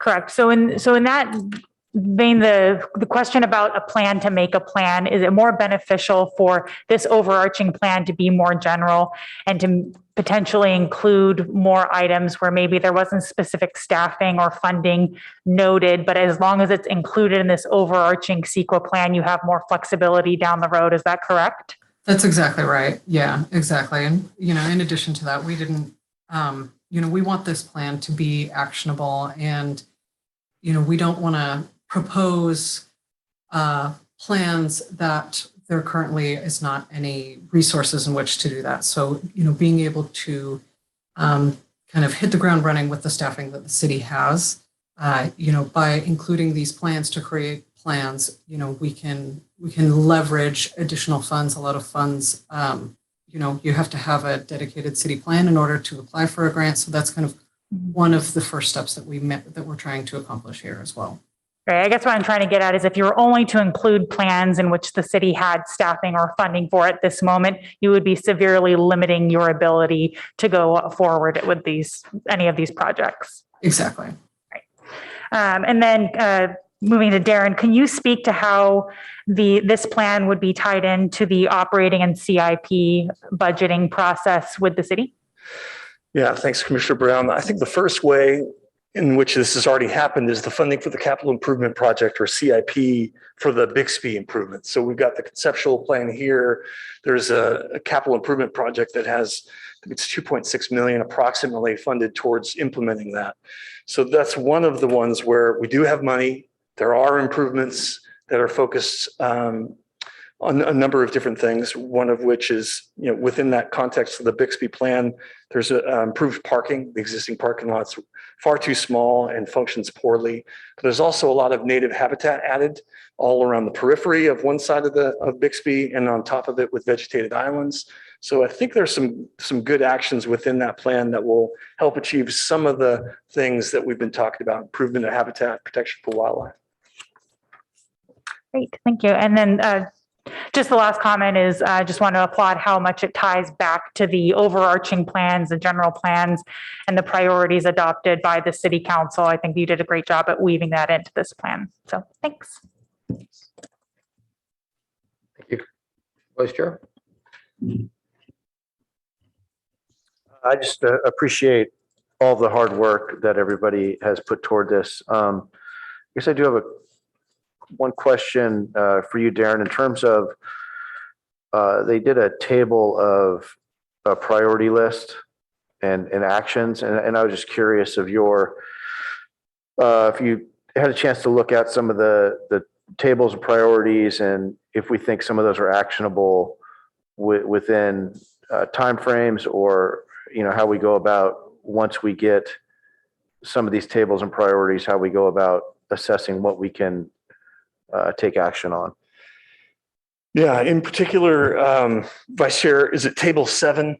Is that the one we're talking about on page 101 of the plan? Mm-hmm. Yes. Yeah. It's a mix of what we're able to move forward with in the short term with the resources we've got now. I was talking with some of the ranger staff at the Baylands to get their feeling on what we can implement. A lot of it's sort of ongoing. So some of the recommendations here are things we already do. Weed control, native planting. You see that throughout the plan because it's incredibly important. And it's needed just about everywhere in the Baylands. I can only think of a few spots where that's not a problem that needs to be addressed. And so I'd say those areas we're making action on now, we already were, and we'll continue to do so. So those areas we're doing well.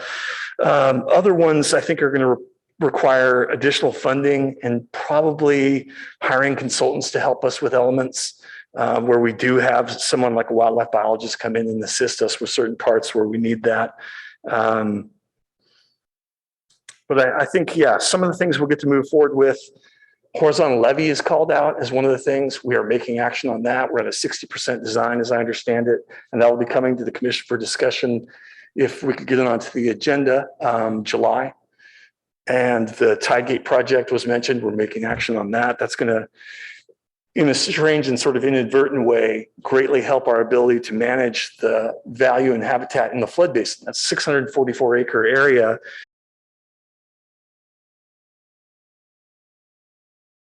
That machine doesn't allow us to let water in very well at all. It's not functioning. It's way past its life. So by fixing that, for example, has benefits in terms of our ability to manage that land and get the right amount of tidal flux that we aren't currently able to. So some of them, even the big ones, can happen soon. Bixby, of course, is one of them. I think that's probably like 3 years out, approximately. Maybe the design 1 year early and then construction thereafter. So that's not too far off. Does that help answer some of the question? Yes, thank you. And then my last question is, in the section about funding, there's a lot of talk about grants and applying for grants. What has been our past success with getting grants, and how do you foresee that proceeding with this project? You know, we have wonderful aspirations, but again, being able to pay for some things and that's always a challenge. Yeah, I would say not great. My past history with it has not been great. We don't have a dedicated staff grant writer, so that's another one where we'd have to hire a consultant usually to help us. We're reaching out lately. I just submitted one to CAL FIRE for $350,000. I'll find out on June 1st if we got that. For that particular grant, but that was the first one in quite some time that within the open space parks and golf that we've tried for, hopefully we get. But no, I don't think we've got a great track history for getting grants. Something we can definitely improve on and probably need a little outside expertise. There's one other element to grants is, yes, the money comes in ideally for free or maybe with a small participation contribution from the agency itself or a partner, but there's also the monitoring and follow through on a grant, which is pretty significant, can be. I'm learning from this CAL FIRE application grant that I'll be on the hook for quite some time to make sure all the things in this grant are followed through. And it's not insignificant in terms of staff contribution to that. So we have to take that into account. But you're right, there's money on the table for important stuff and we want to do it. It's just a matter of allocating the resources to make sure we can do it. It's an area where I think I can improve. Thank you. And thank you for all your hard work with this. Thanks. Thank you. Commissioner Kleinhaus. Thank you. The people who spoke tonight represented 3 groups. Altogether, they have thousands of people in Palo Alto. So I just thought I should mention that. And I wanted to refer to the comment by Jen Hetterly in the letter she sent us, that the motivating goals behind the VCCP were to create actionable plans to protect, preserve, and enhance wildlife and biodiversity. And I was one of the people who advocated for that years ago.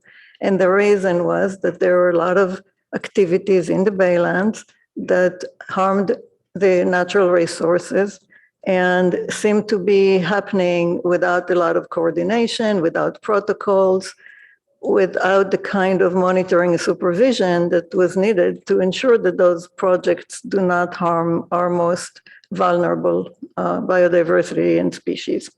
So that was the motivation. But when I look at the purpose, number 1.1 on page 1,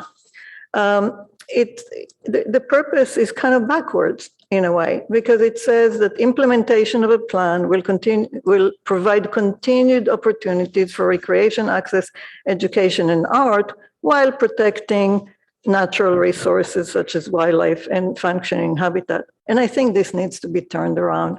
And I think that what we should say is sort of what Jen Hetterly has here, that what we want is actionable plans to protect, preserve, and enhance wildlife and biodiversity and habitat in the Baylands, while providing continued opportunities for recreation, access, education, and in my opinion, art does not belong there. But I think this was also something that this commission conveyed to the city council last year, or maybe I don't even remember when, but this was a long time ago. And the commission didn't feel that art belongs in the Baylands. And, you know, like we have an assumption that the art project that was built there is serving wildlife, but do we know that it's true? Just quite asking. I don't necessarily expect an answer. So, you know, I like to see that there's truth in advertisement on things like that. So the next thing I wanted to discuss is monitoring. Staff in this document, it shows that staff has very limited time or ability to do monitoring. And other than Save the Bay monitoring their own areas, there isn't much of understanding what's happening to the Baylands. Monitoring is the basis, the absolute basis for any conservation plan. Knowing what is happening, what is changing, and the rate of change is critical to conservation plans.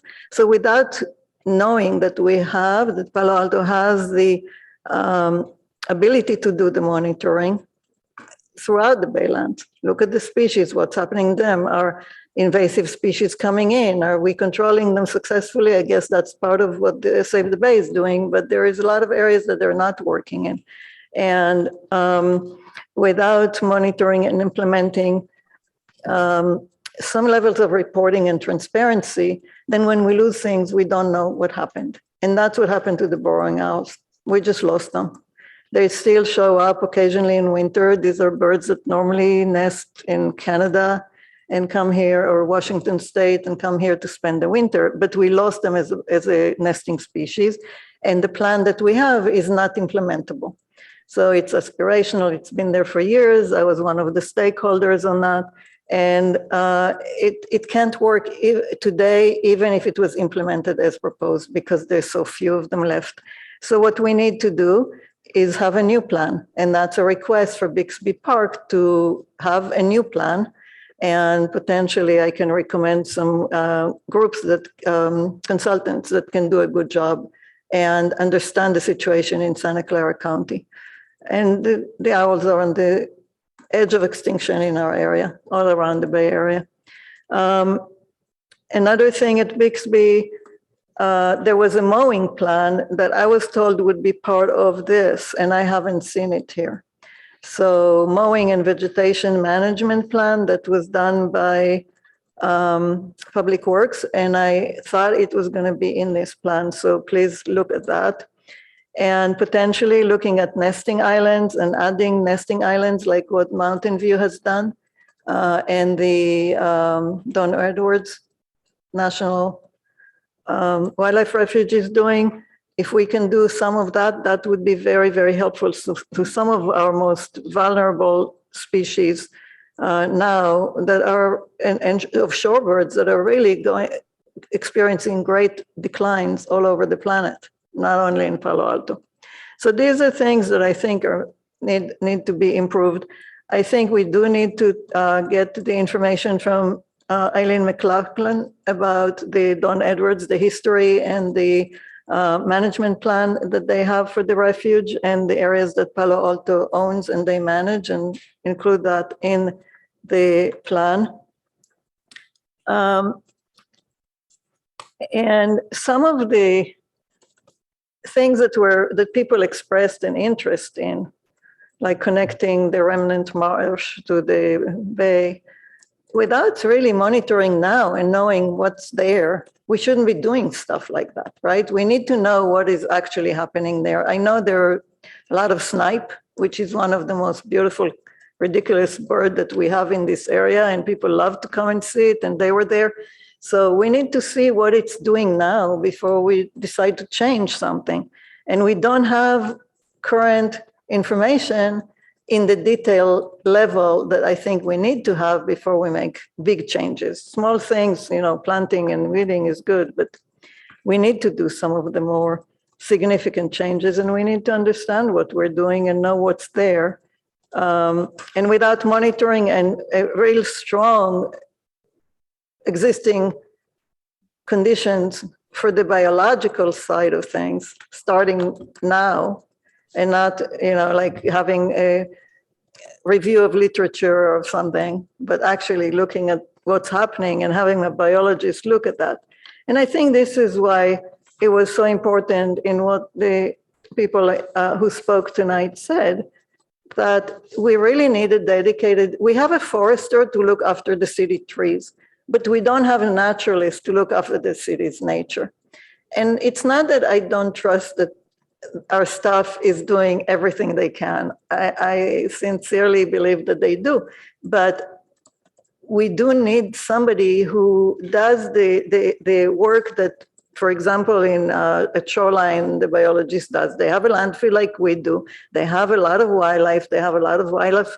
They have a baylands. They have all these, and they have creeks. So they have similar situation. And they have a biologist that monitors all the projects that are happening there, as well as projects that are proposed by private entities in the vicinity. So if somebody is going to put lighting, he's going to be look within a certain distance, and I don't remember what it is. I think 200 feet from the park. Then that goes to his review.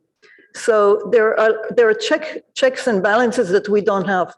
We just don't have those tools, and you also write grants, and they actually are very, very successful at getting grants. So and now there'll be so much money with 30 by 30, we could get the ITT project done out of that. They're looking for these kind of situations by the bay where the sea level rise happens, and there is restoration abilities, and there's other pockets of money from the state for these sort of things.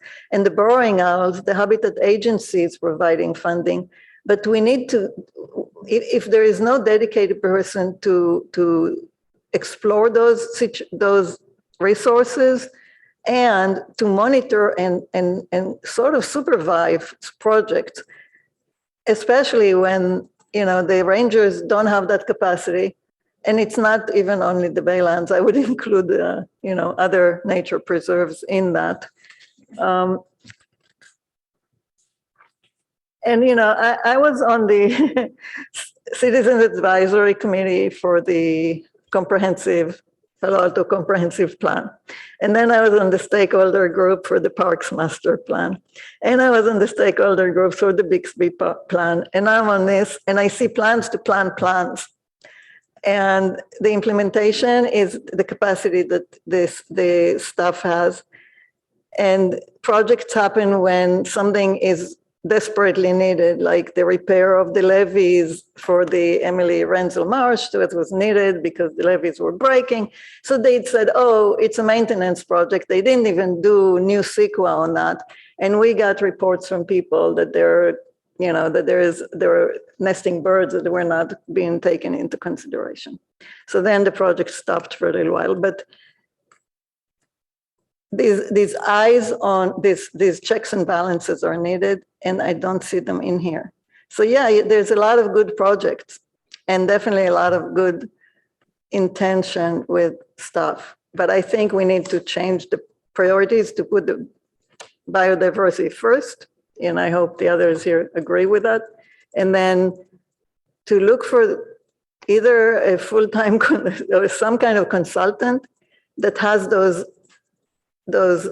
abilities or professional ability to do the things that the speakers mentioned, all the way from monitoring to grant writing and supervising projects and everything else. Thank you. Thank you, Commissioner Ocha. I want to appreciate everyone for the work that has been done so far. What comes to mind for me is you said, Dan, when you presented, you mentioned that there were user surveys that were conducted in April and May 2018. I'm wondering if those 2 months are a great representation of the data we need, feedback from the public. I'm also in the top of my head when I heard the speakers all talking about there were no projects stated with timelines. In my mind, I'm thinking, is there an opportunity for us to, utilize the ISI, Institute of Sustainability, Envision, awards to be able to verify some of our projects as we progress? So reiterating what you said, Shani, about monitoring and tracking, being able to show actions that have been done, performances, and being able to also find ways that we can verify those projects and get awards for the city. So that's what comes to my mind. Yeah. Thank you. Commissioner Cribbs. I don't have too much to comment on except for I'm glad we are having the discussion about grants and grant writing and the purpose that might play in this particular report and this project. I'm interested, Darren, in what happens next. What are your plans given the discussion tonight? And by the way, I wanted to thank the members of the public who came to speak and also the really thoughtful information and comments from the rest of the commissioners. Yeah, thanks for that question, Commissioner Cribbs. What comes next? I think I huddle with our consultants, both AECOM, which is Diana Edwards, and our partner from MIG that's working on the CEQA, along with our planning staff and probably the director of community services, and get together and discuss this feedback that we've gotten and try to figure out our way forward. And then you would come back to the commission or report that in the staff report, or would it just move forward? Or the tentative plans right now are to return next month with the CEQA piece. And like I said, I'll consult with that team and see if that still stays the plan, or if we need more time, or what other options we need to consider. But either way, I'll be making sure the commission's aware. Okay, thank you. Thank you very much.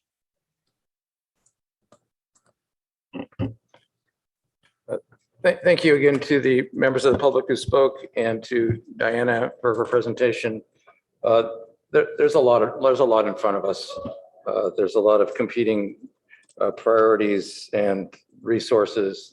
There's the issue of staff resources, there's issue of finance, and there's also the resource of time in this case.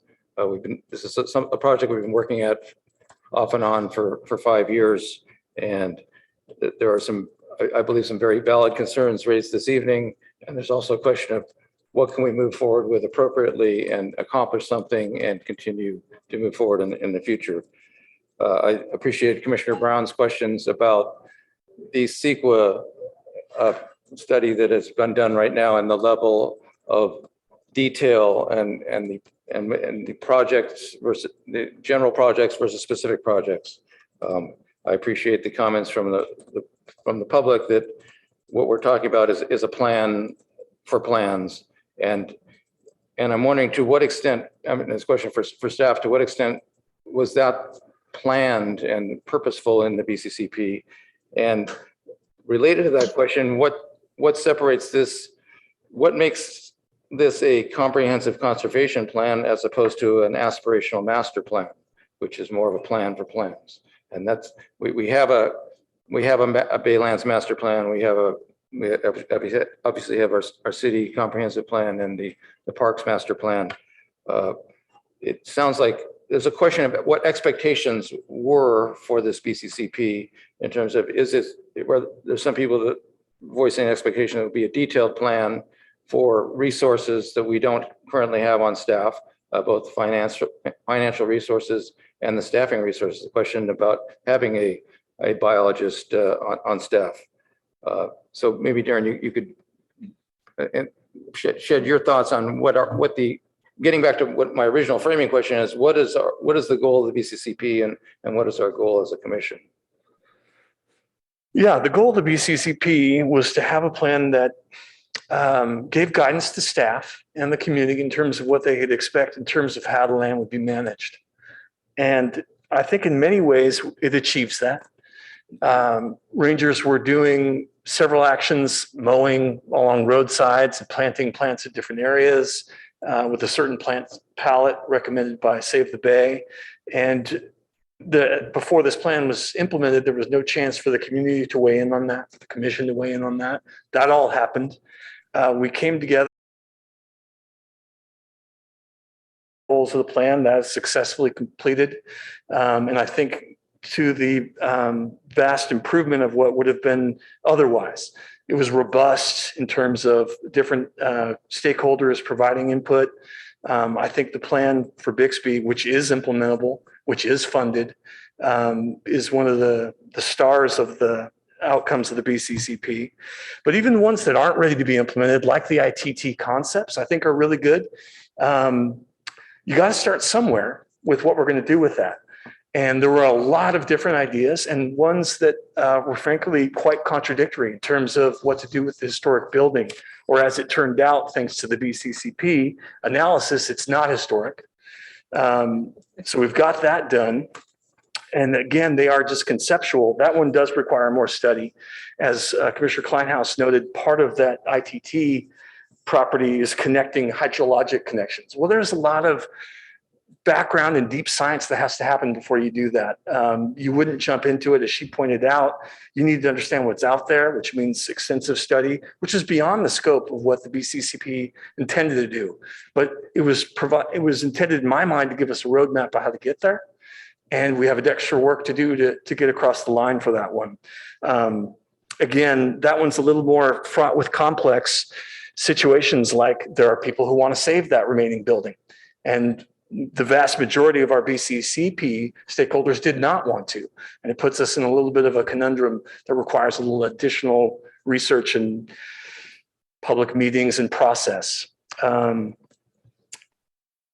was a question about, is there a plan for Bixby? Is there a burrowing owl plan? We did do a burrowing owl plan as part of our 2016 interim plan. So that preceded the BCCP specifically for Bixby. We came up with improvements there. We implemented them. They worked out well, and this builds on it.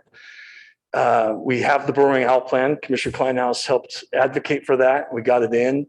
It may not be perfect, but we could probably make improvements to that as we go. But I think that's a successful piece. There was a mention of a mowing plan. That's Appendix D of the BCCP, so that's in there. So I think in many ways, it achieved what we were hoping. It may not be everything, though, and I recognize that. I certainly would welcome supplemental plans as we come along. So I guess to some degree, yes, there is parts of it that are very much a plan to plan, but a lot of it is, in my mind, really specific, telling us when to mow, where to mow, what to plant, when to plant. So I think it's a mix. That's helpful. There were a lot of good specific ideas raised by people. I'd like to touch on a few of those. I did like Commissioner Kleinhaus's idea of flipping the purpose statement and restating it with an emphasis on the environment versus the programs and recreation. I think that is appropriate for a natural resource like the Baylands. I appreciated the comment about the Don Edwards area, and I think that's something that would appreciate if staff would follow up on.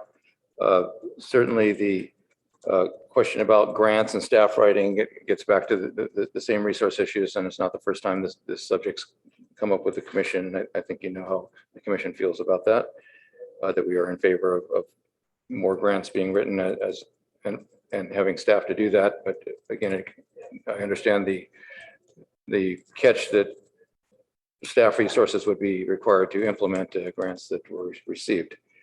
The question about coyote brush being called out as a weed, I think is a reasonable question. I had the question when I read it. The way I understood it is that coyote bush is not a weed in itself, but based on the location, with concerns about it.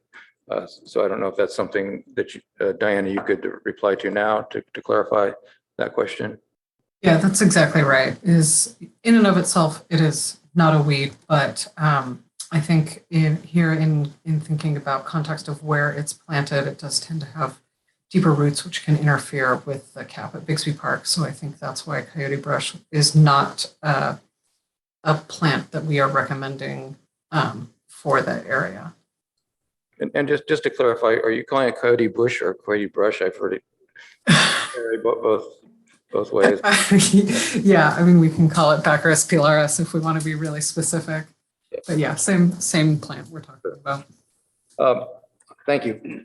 I've heard concerns about plans and mitigations not being implemented or following through, and that on multiple occasions regarding concerns at the golf course when the golf course was built in terms of the natural resource mitigation plans, and also seems to be there's some of the concerns being raised regarding burrowing owls.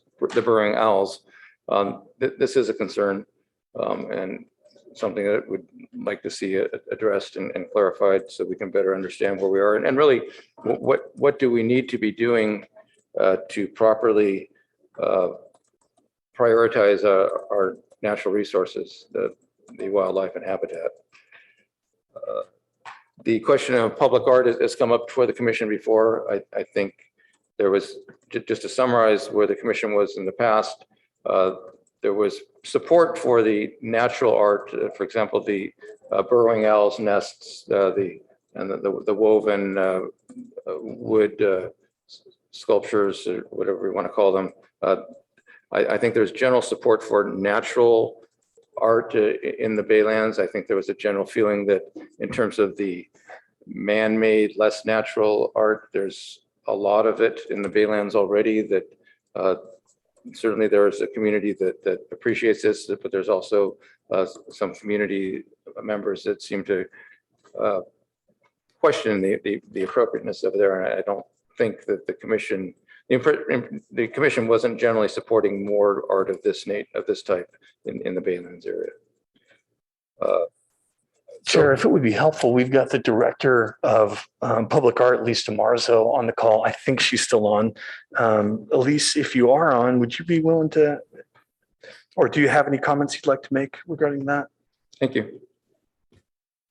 Sure. Hello. Thank you for having me this evening. I'm Elise DeMarzo. I'm the director of the public art program. In the course of the outreach for that public art overlay, part of the process of building those foraging islands was in fact our community outreach to gather more feedback about what might be appropriate for that corridor, things to consider. And so all of that feedback, having hundreds of volunteers come through on multiple weekends to build that project, was part of the outreach that we did from the public art end. So as you can see with the public art overlay, there are no actual artworks shown in there. It would be very site specific as to what might be appropriate depending on the site.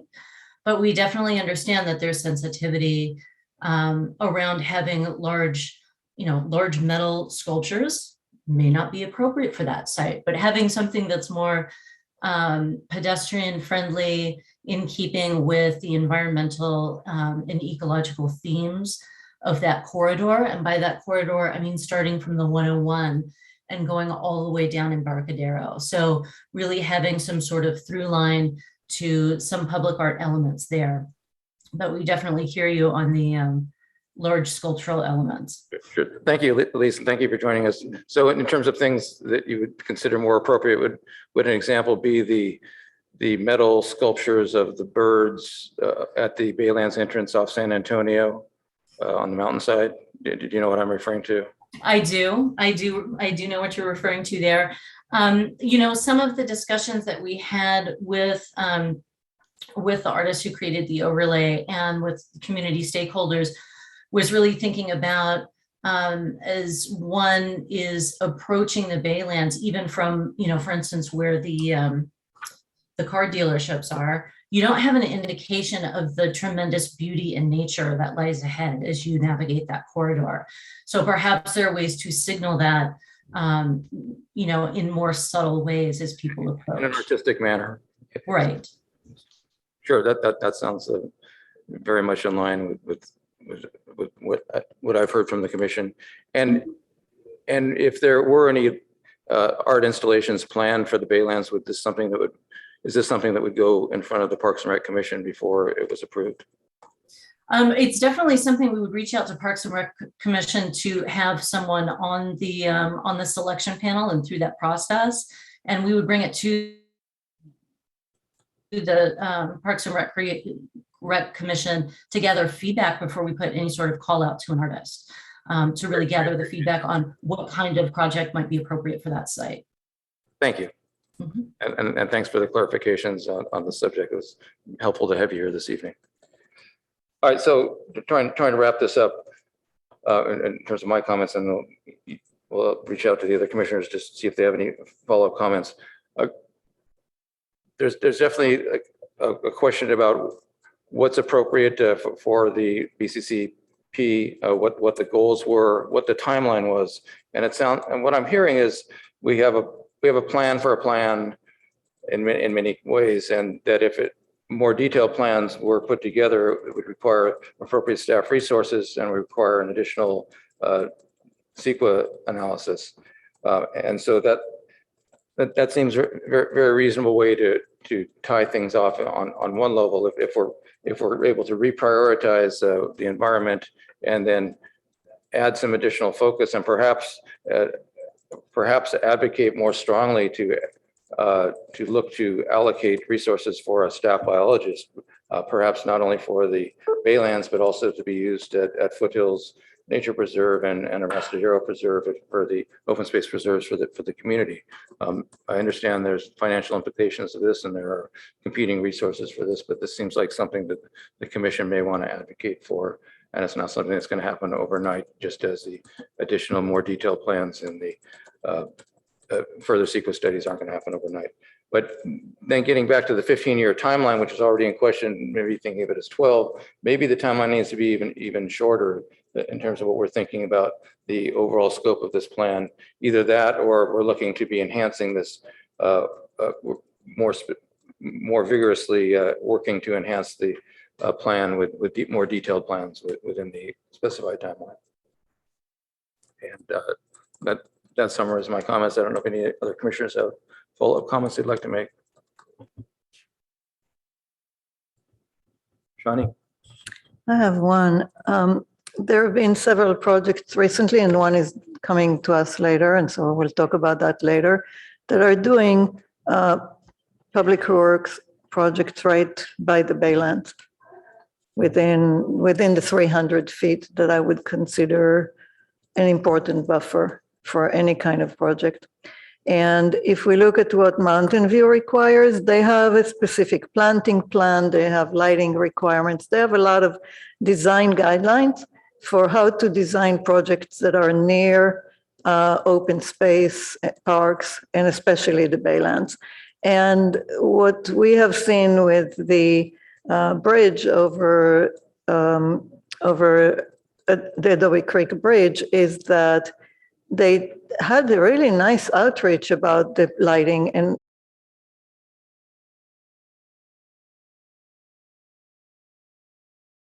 circle. The lighting on the approach from the western side shines into the creek. So how do we not get to these levels of disruptions and use these opportunities when there is a bridge there and there is that circle in the middle, and put willows like the Grassroots Ecology presented to us a couple of meetings ago, and not the two trees that they put there and a lot of very inexpensive, low habitat value grasses. So I just think that there's something to look at every project near the Baylands in a very different eye. Thank you. Thank you. And one more follow-up question I had that I didn't ask before is, Darren, over the past few years, the commission has reviewed various plans for the ITT site, for the Renslow wetlands, for Bixby Park. Some work has been done at these sites, for example, at the Renslow wetlands. And I'm trying to understand what discussions have we had are tied to the BCCP plan and what discussions and work have been independent of that plan? Is that something you'd be able to clarify? To some degree, I can specifically talk about the Renzel plan, that wasn't, it wasn't in the BCCP. It was a maintenance job in terms of public works perspective on it, that it was, I don't know if you recall, but it was being choked off by vegetation growing together and filling it in so that water would no longer flow out of the Renzel ponds into Madero Creek the way it was intended. And so they said, we've got to do this maintenance project. And then it was far more robust than I think some members of the public or even some staff were aware. It ended up being quite a process. We're really rebuilding the ponds themselves, or pond, and then it became two ponds, an upper pond and a lower one. So that was not in the BCCP as a plan, but something they implemented as a maintenance project. Okay, thank you. So, but as far as the ITT site and the Bixby Park, all the stuff we talked about is something that's is part of the BCCP plan. That's correct. And the funding associated with this. Yeah, and again, funding for the Bixby piece, but not for the ITT. Yes. Yeah. Thank you. Just a comment. I think that now that Emily Renzel project was done, it's possible that people will have a different vision for the ITT, because something happened there and people are really enjoying it. And so I'm not sure we don't want to consider reconsider some of the ITT vision at this time, because I think the people who experience what's happened there would like to see more of the same. Yeah, and the fortunate part with ITT is it's not a developed plan, that there is more research needed and analysis done. And I think it's absolutely open to that kind of thing, that the freshwater component that was recently accomplished was so successful and really grown in, and maybe it does make sense to make it bigger or expand it. So I think that's absolutely something to look at.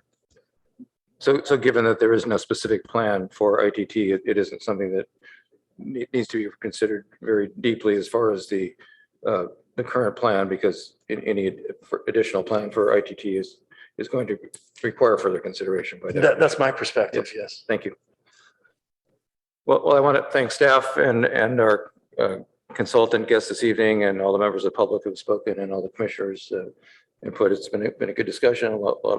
It's a complicated subject. I'm glad we're resuming discussion on this, and look forward to having this topic return to the commission with some of our answers question, and something that we can look to approve for city council.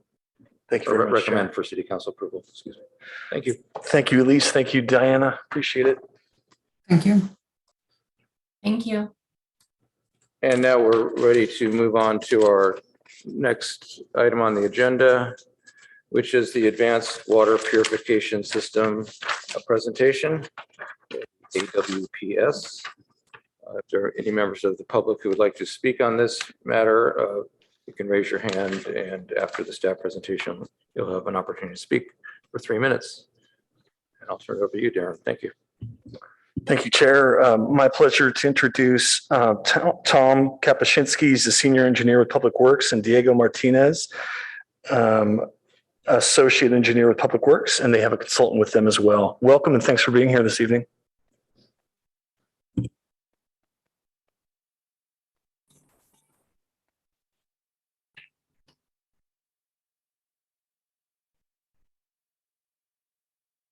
All right. Hi, everyone. Good night. My name is Diego Martinez. I'm an associate engineer working with the City of Palo Alto Public Works. Good night, commissioners and staff from the City of Palo Alto. We have, I believe, Tom Kapuscinski, which is the project PM. I'm the project engineer on this AWPS. And we have also Dan Lopez from Black and Beach, which is our project manager consultant. And we also have on the line Bob Norberez, which is our project manager for the landscaping component of the project. So with that, Bob, I think we can share the slides. You can, and then. All right. Thanks, Diego. Good evening, commissioners. And first of all, can you hear me okay? Yes. Okay, thank you. I'm Dan Lopez with Black and Veatch. And as Diego mentioned, we're here to discuss the city's advanced water purification system project. Specifically, we're going to talk about the landscape modifications that are related to the project. Next slide, Bob. In this this evening, what we're going to cover are just a brief overview of the project. We'll go over the existing landscape conditions, the new landscaping modifications, and Bob Norbutis, our landscape architect, will be talking about those. Tree removal requirements, planting requirements, irrigation, and then also touch on wildlife that's at the plant, specifically the gray fox. Just a brief overview of the Advanced Water Purification System project. It's a new treatment facility that's it's going to be at the city's regional water quality control plant. And the purpose of the project is to improve the quality of the recycled water that's produced at the plant. And we do this by reducing the salt content of that water, or the TDS. The benefit of the project is that the higher quality recycled water for irrigation use will decrease the demand of potable water. In the picture here, you can see the location of the project. It's in the northwest end of the regional water quality control plant, across the street from the Palo Alto Airport, adjacent to Embarcadero Road and the walking path to the Baylands. And so specifically for this, related to landscape requirements, our requirement is to follow the requirements or the guidelines of the Palo Alto Baylands Nature Preserve design guidelines, and then also to provide screening of the new treatment facility, which Bob will talk about now. So with that, I'll turn it over to Bob now. Great, thank you. Good evening, commissioners. My name, as Dana says, Bob Norbutis. I'm landscape architect on this project. Interesting, this ties into the previous conversation. We are on the entrance and the edge of the Baylands Preserve with this facility. Since 2010, I've been involved in projects with the plant and the work on Embarcadero Way, Embarcadero Road, as well as at the Harbor Road at the Baylands Edge in 2010 and 2013. So we're quite familiar with the process and the value and the sensitivity to the space. And so being a part of this project just continues that process of understanding the needs of the environment, the community, and also respecting the Baylands Preserve requirements for screening the facility. So I want to take you first through the site and the existing situation that we have here. This was a portion of the property that we weren't developing in previous projects, and it was left natural and somewhat overgrown, but in benefit to the wildlife and the layering of screening, as well as the ecological background. So here we are on Embarcadero Road, looking towards the Baylands and the airport on the left. This portion is the beginning of the project site, right at the back of the business parking lot, and the beginning of the walkway section that goes towards the Baylands. To show you an example of portions of the pathways that were installed in 2013. One of the requirements when we started the project was to find a way to minimize the amount of parking that was happening on the side of the road. And by doing that, and safety for both walkers and bikers. So this project in 2013 installed the pathway system that we did our best to meander through the natural landscape, creating that planted buffer between the roadway and the pedestrians. Bikers are on the edge of the striped portion of the asphalt.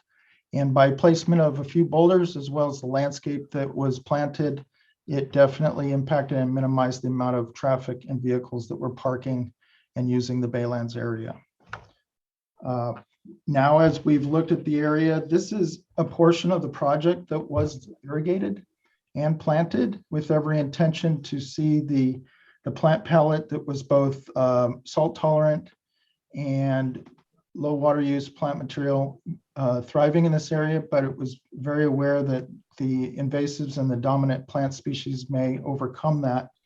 And that was a balance of maintenance and care that would develop the space. This now is a portion of our property and this project that the first intent is to maintain the purpose of the pathway and the safety and the access for pedestrians. As you can see, it's somewhat overgrown in the picture to the right. And one of our immediate concerns and priorities with this new project is to maintain the pathway, maintain a pathway that is detached from the roadway, and also allow safety for the person walking, whether it's in the evening or in the daytime. So immediately you can see in the picture to the right that the vegetation has grown quite large and towards the pathway, making a somewhat uncomfortable process for people walking through the system. It continues through other sections where there's more vegetation, and that has been maintained right up to the edge of the pathway. Starting this project and looking at the layout of planting, just in principles of planting, we're going to make every effort to start the installation of plant material both in lower varieties for visibility over the top on these turns, as well as distance back so that they can grow to their mature size and shape and not impede on the pathway system, which in turn would cause more maintenance and cleanup for that purpose. So our priority in our layouts will be looking at plant material to set back and also look at the scale and the size of the natural habitat of the plants chosen. A few more views show you the situation. Park, and the picture to the right showing the beginning pathway system to our project area. When I was introduced to the team and this project, I had every intention to let everyone understand the value and the importance of keeping both trees and shrubs and ground covers and that habitat corridor and safe refuge for wildlife through that space. So what we did as a team is looked at pushing back as much as possible to the facility, understanding there were needs for the function of the facility, but find a way to stagger and create pockets for landscaping that'll both mirror the natural look for the baylands, as well as create these pockets to get plant material of larger scale back away from the pathway systems, as well as groupings of trees. So this study is at a 60% level at this point, where we've balanced all the site features required. Black & Veatch, with the design of the facility, has looked at the needs for function and access to their facilities on the interior of the wall. And we've worked the exterior landscaping to ask for every bit of landscaping we can, and we have come up with this present idea of a wall system that has angles and sets back away from the path whenever possible. One of the requirements for this is a sound wall along the area of the facility itself. Because of the floodplain, the new equipment is going to be elevated 2 feet above the existing grade.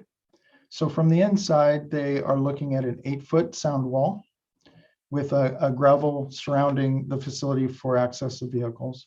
And on the exterior, we're looking at a public view side of 10 feet total height of this concrete wall. So far, as you can see, the pathway system is existing, and this small 60-foot portion is the only section that we would have to move towards the roadway and still create some buffering of landscape.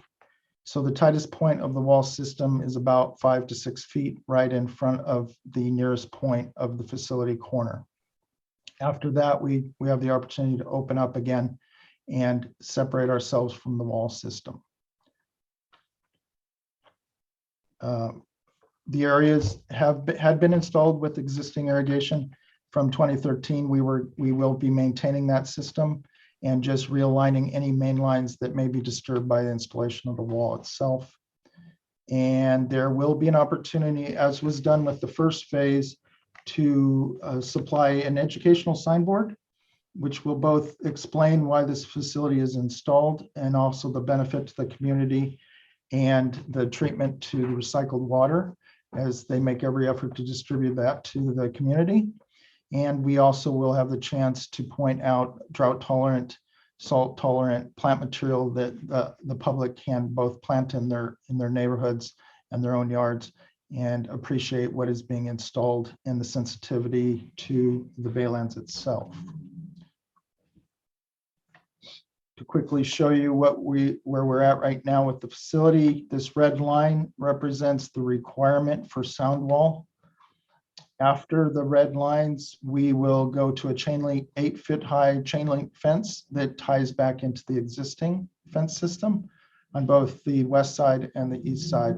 Smaller portion is over to the northeast side.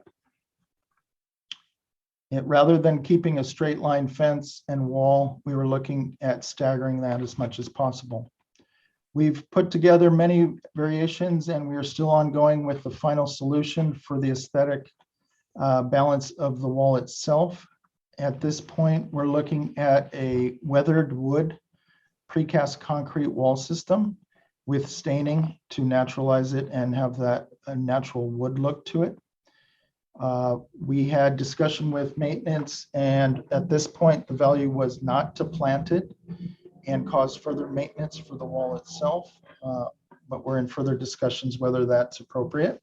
So at this point, there definitely would be a coating, an anti-graffiti coating applied to the system for some of these areas that will remain exposed. The picture to the top here, picture of the top, I have turned off the trees so that you can understand that we do have room for groupings of plant materials and low grasses, and a couple of key points for the larger shrubs and background to screen the look of the high wall without making it a very linear and formal design. We have every intention to group. Here is an appropriate location where we can add the additional signboard and educational information.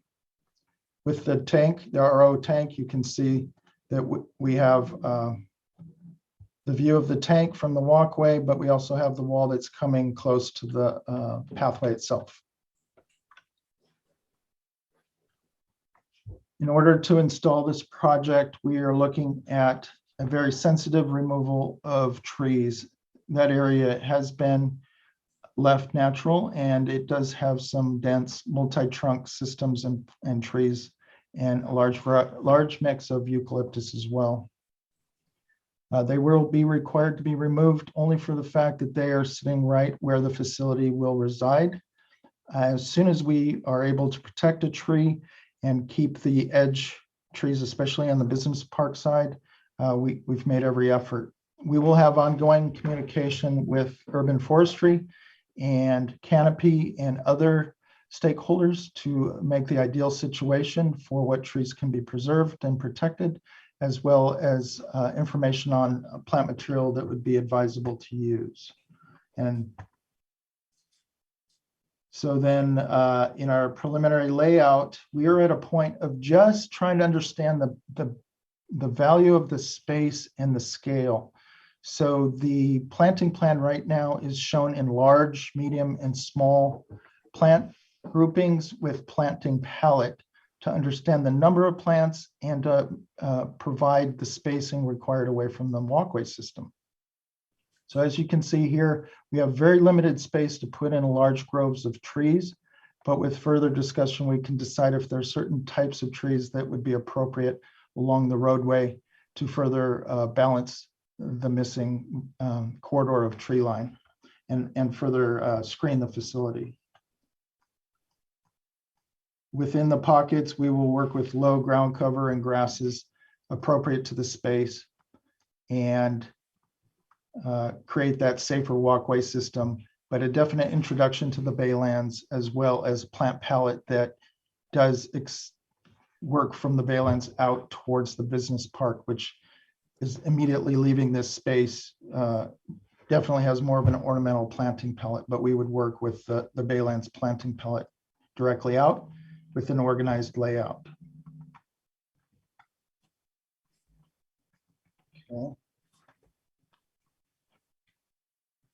At this point, we have preliminary palette going forward.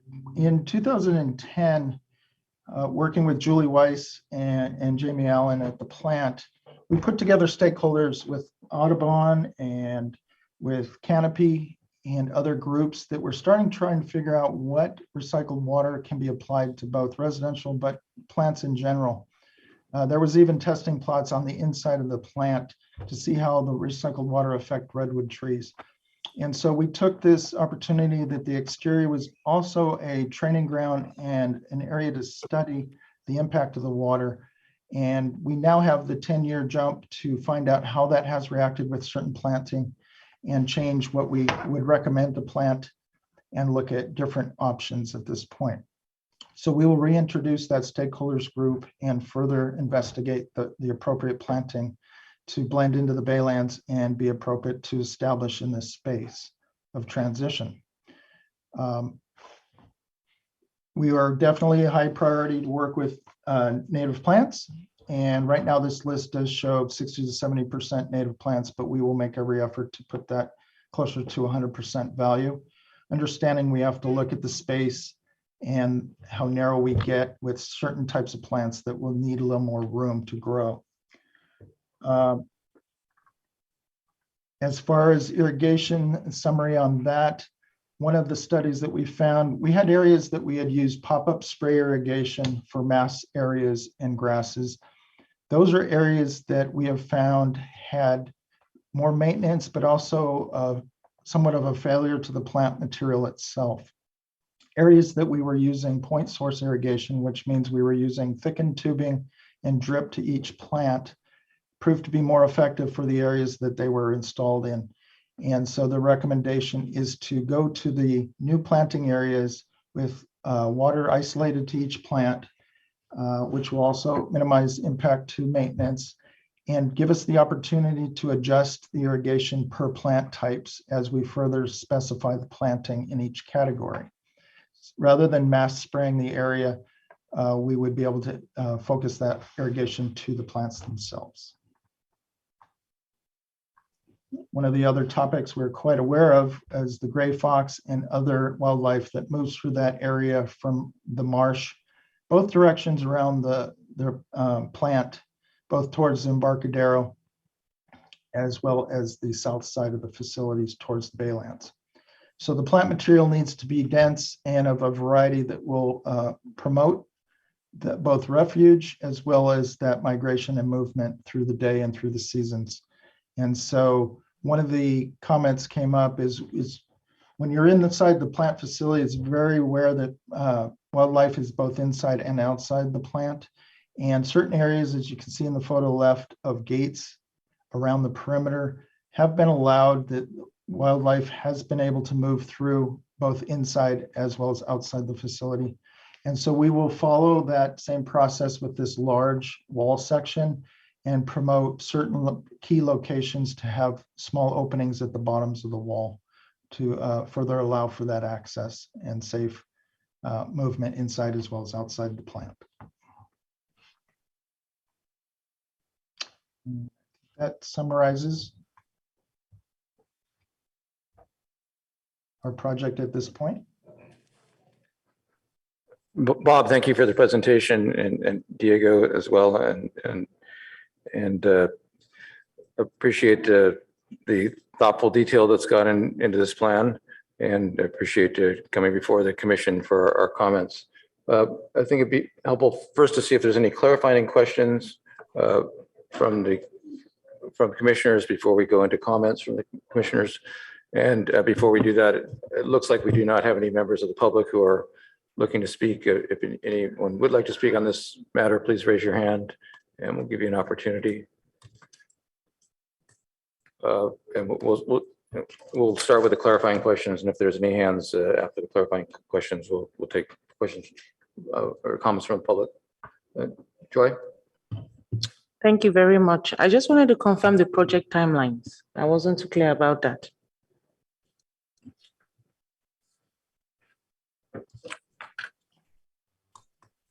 I can respond. I don't think we can hear you.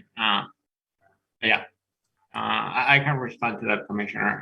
Yeah, so we're concluding design later this year, probably November, December 2022.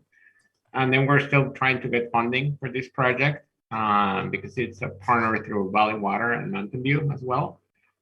So construction might start in 2024 and then in 2026. But that's a little up in the air at this time. Thank you. Mhm. I have a question. This goes to CEQA, right? Including the plan for the, or is there CEQA for this entire project, including the planting plan? Yes, yeah, CEQA was already done a few years ago as part of the bigger recycled water project for the city, which is, I believe, called Phase 3 pipeline, which would run from the plant to Stanford research area. And so that this is- project, So did that CEQA include the this project and the removal of the trees and everything that is associated with that? yes, through an addendum, because at the time that this project wasn't identified at the time of the Phase 3 CEQA was done earlier. And then this project, was included as an addendum to that. So is there any opportunity for public engagement on an addendum or anything, or is it all done? That was already done in 2019. We held at least 1 or 2 workshops with public where they had the opportunity to comment not only on the recycled water project, but in this particular component back in 2019. Okay. And your firm was the one that designed the Adobe Creek Bridge and had a lot of outreach about the planting palette, right? I'm sorry, I didn't catch your question. The Adobe Creek Bridge, the Adobe 101. Okay, the bike bridge. So there was a lot of outreach to the community about the planting palette for that, correct? I wasn't involved in that project, but I believe there was some Wasn't outreach that, done. wasn't that the same group that did that? No, that was Public Works down in downtown, like Public Works Engineering, and we work for the regional water quality control plant. And it's Public Works, just the Environmental Services Division. So Shani, I think we're getting outside of clarifying questions a little bit here. Any more specific? Well, it was the same engineering group, right? You want to know? Well, no. it's not the same landscape design group, but it was the same engineering group. Okay, thanks. Anyone else? I just had a follow-up clarifying question to what Shani said. So the CEQA that was done in 2019 did include identification of all of the trees that are being removed? No. Yeah, there was a plan put together and an identification of the trees done in 2019. Okay, and that CEQA doesn't need to include the specific list of trees that'll be replanted?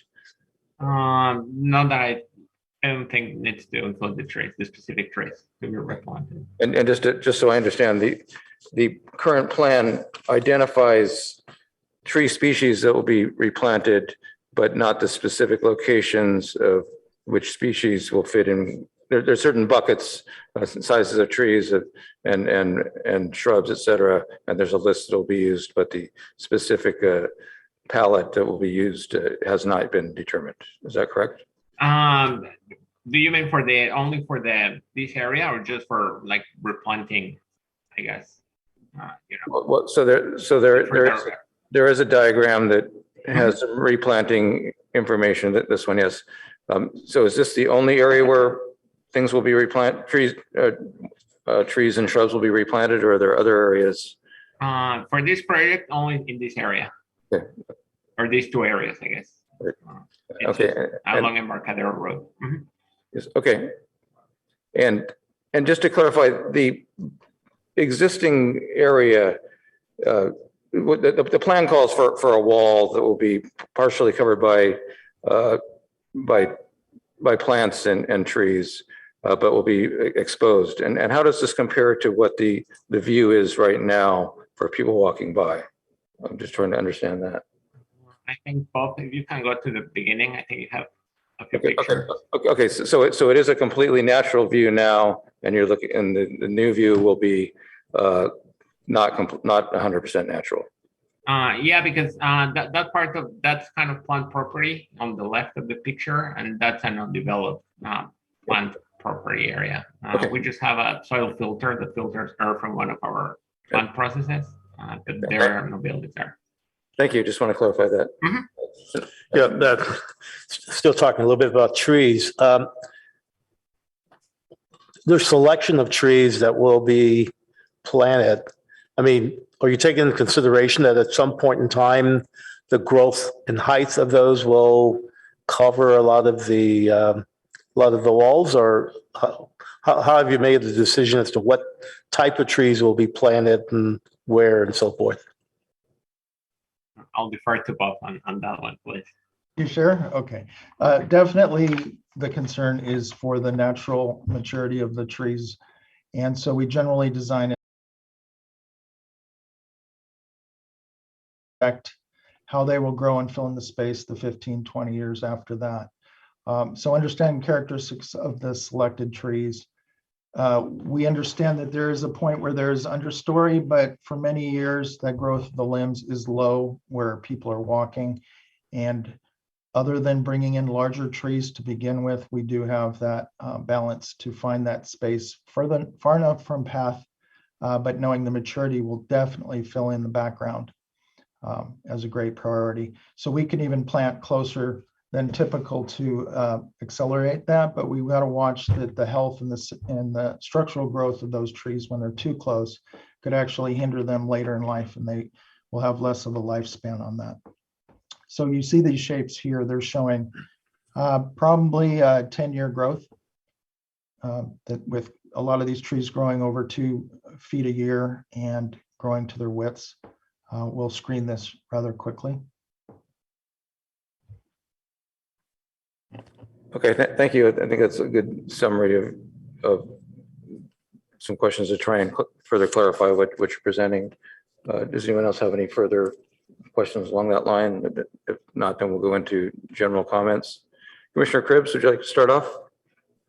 I don't have anything, Jeff. Thank you. Okay, thanks, Ann. Joy? No comments, thanks. Johnny? Of course.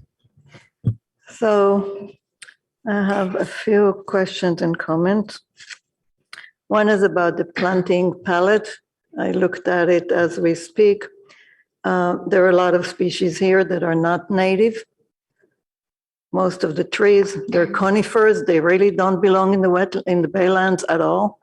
So I suggest that you use the North Bayshore Precise Plan planting list that was prepared by H.T. Harvey for the city of Mountain View, North Bayshore area, and use only species that are listed in that plan.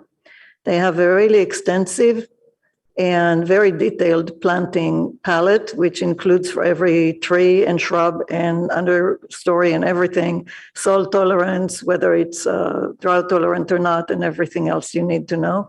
So I would revise this plan with trees and shrubs from that plan.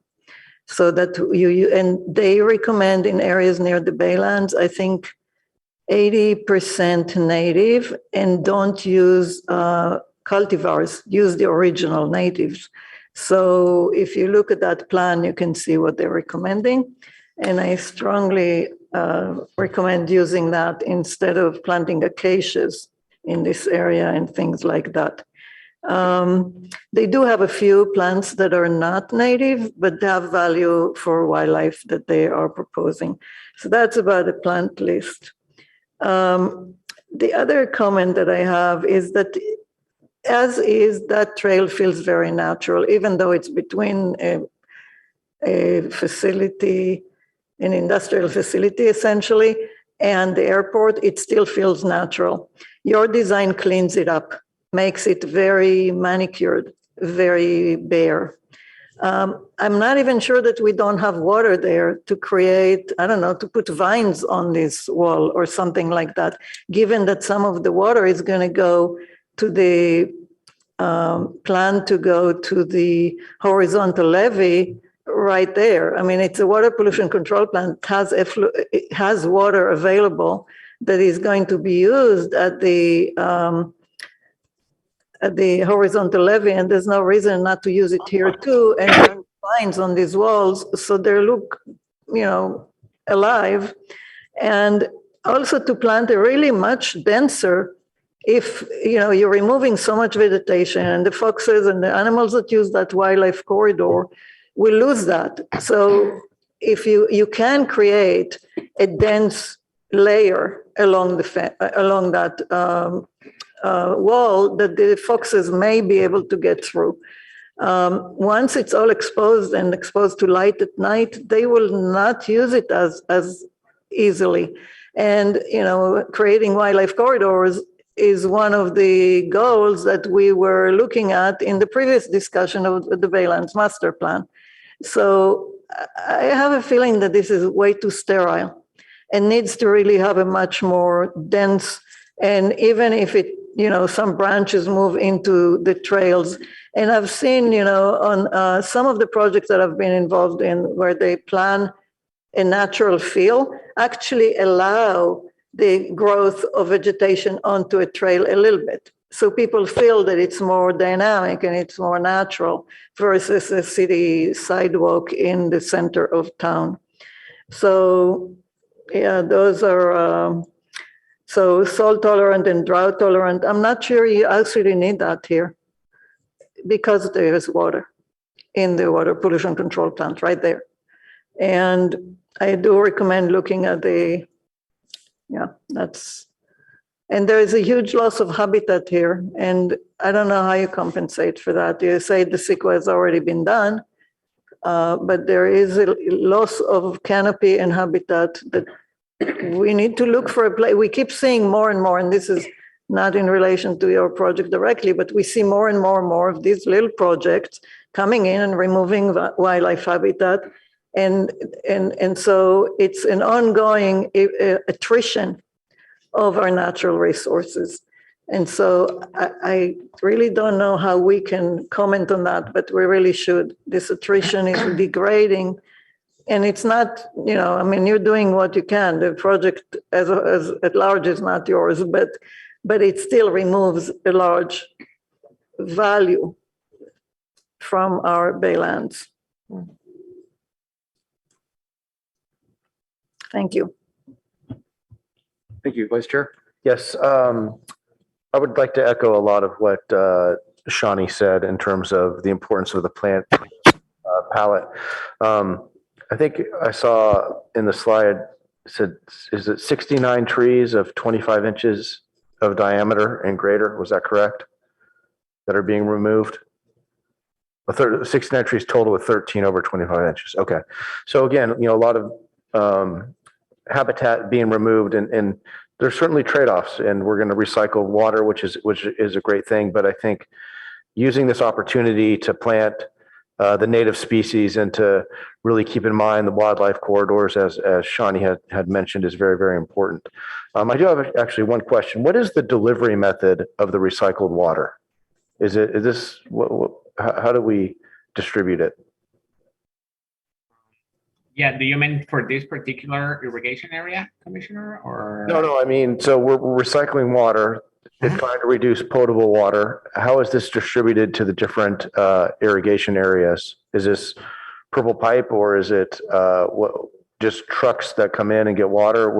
How does this work? Okay, yeah, this water has like way better quality than the current, recycled water we produce at the plant. So this permeate, as they call it, will be blended with the currently produced recycled water, and will be sent through the purple pipe to the existing irrigation system, both in Palo Alto and Mountain View.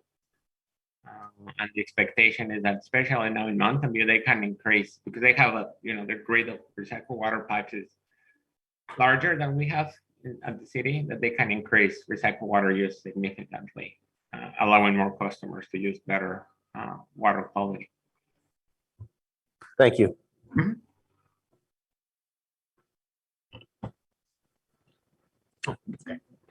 Who'd like to go next? Yeah.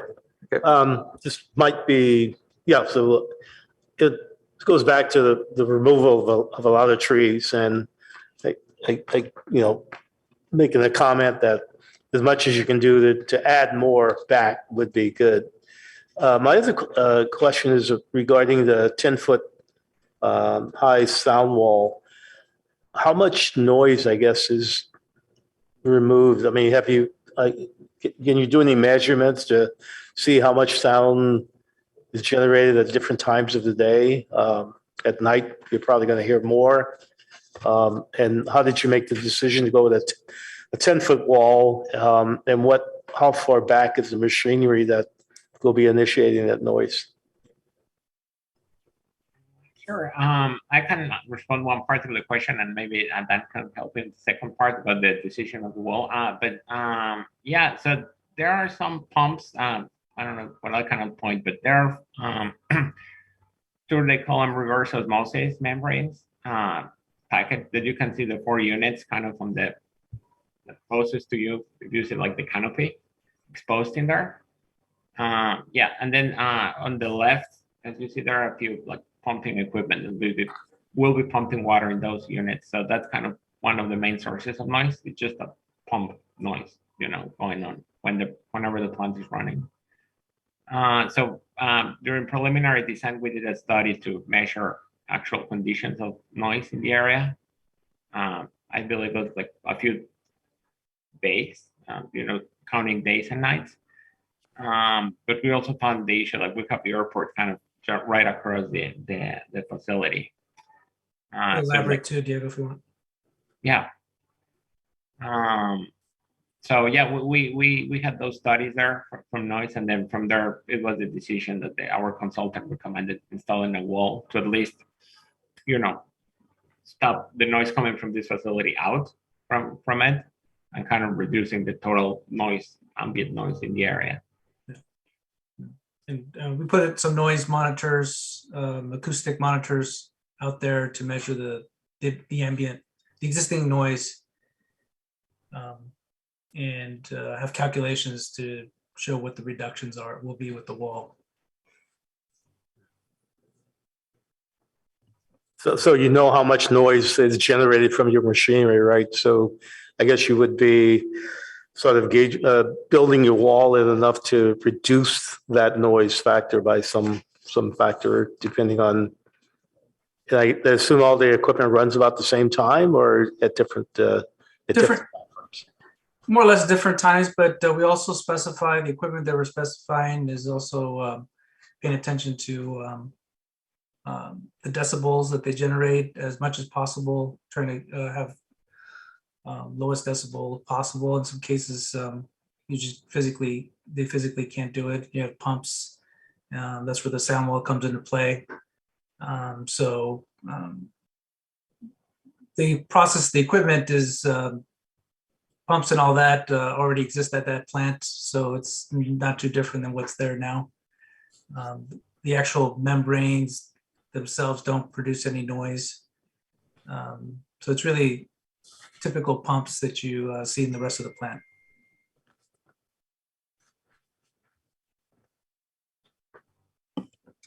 Commissioner Brown. I just want to echo the sentiments of Commissioner Kleinhaus regarding the habitat removal of the trees, and just to double check and go back and look to make sure that there's no nesting seasons that should be avoided when in reference to the timeline that's proposed and advertised. Just want to make sure that it's not being promised and then it would have to be pushed out to avoid a certain nesting season, so make sure that's incorporated. I was happy to see that the maintenance considerations were featured.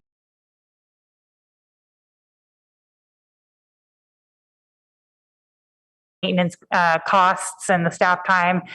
So I was happy to see that incorporated. So thank you for that. We're asking a lot of this site. So we're asking for a treatment plan, a transportation corridor, wildlife corridor. So I think you've done a great job at balancing all of those needs. The wildlife friendly fencing was a nice feature and necessary. I would actually like to see more drought tolerant landscaping along the side. It is a water treatment plant. We're in a prolonged drought. We're asking every single person in the state to conserve water, cut their water. We're stopping watering our lawns. So I would think that if we use heavy water landscaping in front of a water treatment plant, it just sort of flies in the face of the overall mission of the plant itself. So I would like to see more drought tolerant landscaping where appropriate. But that's it. Thank you. Yeah, and Commissioner, I can speak to that. Actually, all the landscaping you see existing now around the plant is irrigated with recycled water from the plant. So this is also envisioned to receive around recycled water. Great, thank you. In this area. Well, thank you to staff and the consultants and the commissioners for comments. I haven't spoken yet. I fully appreciate and support the goals and benefits of this project. And as Commissioner Brown said, we are asking a lot, and we will continue to ask a lot. And the goals of creating the treatment plant are certainly worthwhile, but in looking and understanding the perspective illustrations of what was and what will be, it's not great. It's really going from clearly a very natural corridor to a very unnatural, in the words of Commissioner Kleinhaus, a manicured walkway, and that's really not what we're looking at or what we're looking for.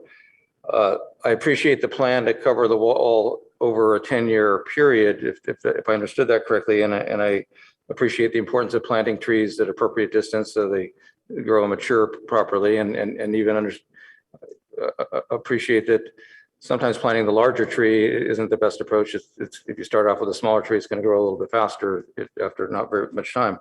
But why not go with more of a staged undergrowth planting approach? So cover the walls with vines, with some fast-growing vines and some shrubs that get up to that size that'll cover the area in the near term while we're waiting for the slower growth trees to fill in.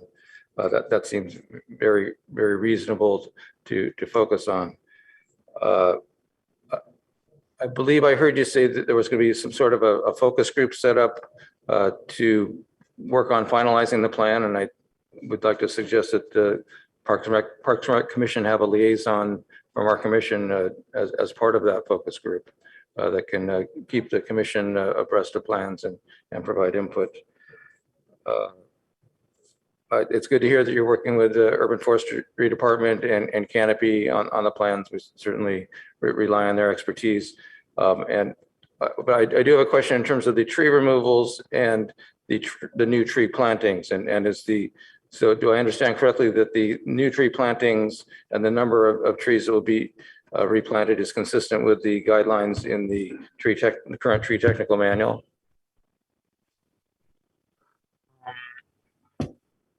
Well, so in the current space, I mean, we don't have enough space to plant like the same amount of trees we're removing. Right. So what's your mitigation plan? Well, for this, we're not proposing a mitigation plan of replanting more trees because from what we did on CEQA, CEQA didn't recommend it, or at the time it wasn't specified there that we needed to put X amount of trees just from cutting out these ones here.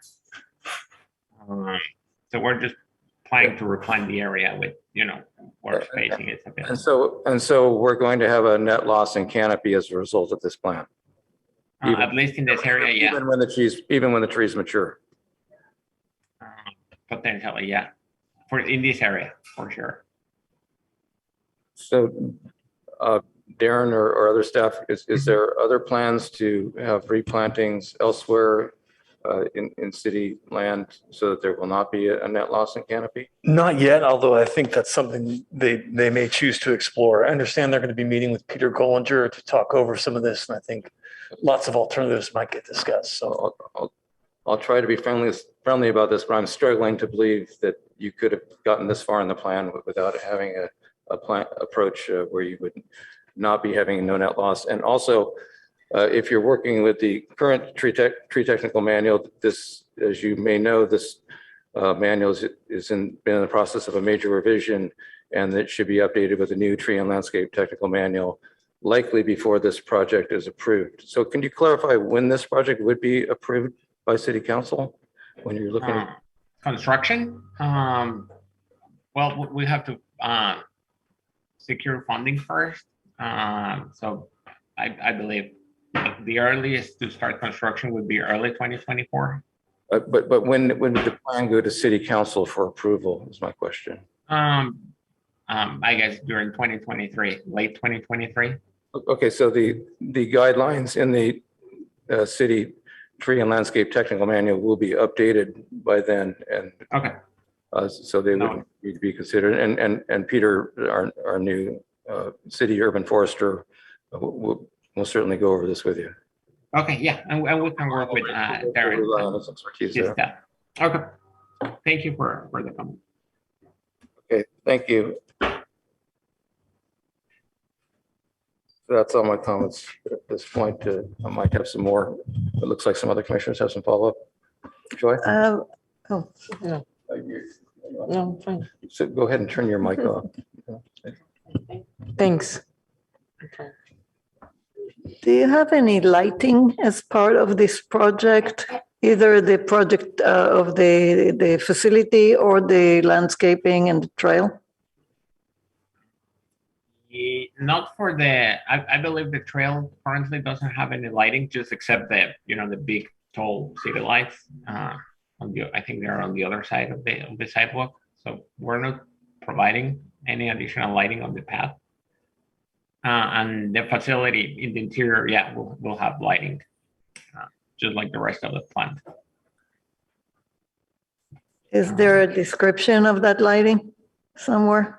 Yeah, there's and 60% is just the location of the lighting, and then the specifications. I believe our consultant already provided a few like descriptions of the actual lighting. I don't remember them from the top of my head. But yeah, one of the things that's of great concern now among many is light pollution in general, and specifically the types of fixtures and the correlated color temperatures that are very damaging to biodiversity in general, from trees to bugs to birds to people. And I was just wondering if there is more information available on what types of fixtures are used and what the correlated color temperature might be. Yeah, we can share those with Darren and his staff, and then I think he can pass them on to you, Commissioner. Or and also, I believe for other projects at the plant, that's also been considered, so it's consistent, in the entire facility, even to replace like existing light fixtures for maybe something more friendly with the valence. Yeah, I guess I should go back and look again, but there was a former council member that was actually complaining about the lighting in that area. So perhaps this is the opportunity to do better than what is there, and rather than looking to be consistent with, improve upon. Okay, yeah, definitely. Yeah, and also, yeah, it's some sort of balancing, especially with the plant as being an industrial facility. So we have to balance, like, something that is friendly with the valence and also works for our city staff to operate the plant, and it's secure and enough light to secure the facility. But yeah, we can follow up on that. There's a lot of new guidelines that do not reduce security and yet create better lighting. Mm-hmm. No, thank you. Any other follow-up questions or comments? Thank you for your presentation. I appreciate all the work and thought that's gone into this. The goals of the project are great. I hope that we can make some modifications to better support the natural environment in terms of the overall number of trees and wildlife in the area, and the more near-term aesthetics, and focus on natives, and look forward to seeing where this goes. So thank you for your time and staying with us late in the evening as well. Appreciate it. Thank you. Thank you so much, commissioners and staff, for your time as well. Thank you.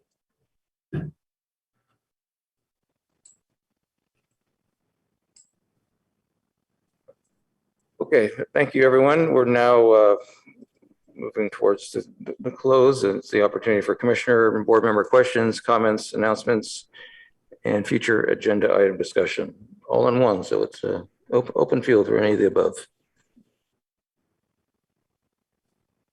Anyone have comments, questions? A question I have then is regarding the timing of our July meeting. I will not be able to make that meeting on that date due to a family commitment. Vice Chair Lemare says he would be available remotely, but not in person. And so I wanted to get your thoughts, Darren, and the thoughts of the commission, if we want to try to continue with that date, or potentially if there's a potential reschedule. If you're okay with Jeff managing the meeting remotely, then we could potentially proceed with the meeting.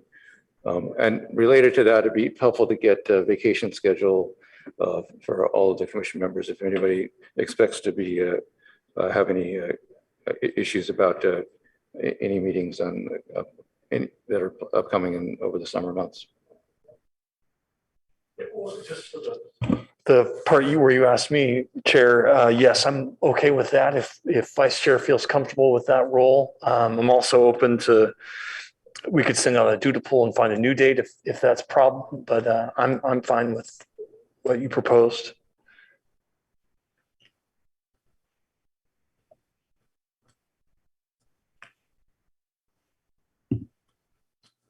Jeff, do you have thoughts on that, since you would be running the meeting remotely? And that's the only day that week that wouldn't be available or in that time. So, but if you're comfortable with that, then we can proceed that way. We can open other people's comments. I guess it would depend on how we feel the meeting would run with the person running the meeting on Zoom and everybody else here. I don't know if that would be problematic, or I haven't had experience with that sort of setup. I have seen an ARB meeting run that way with where the chair was not present and the other members comment so directly, but it seemed to mostly work.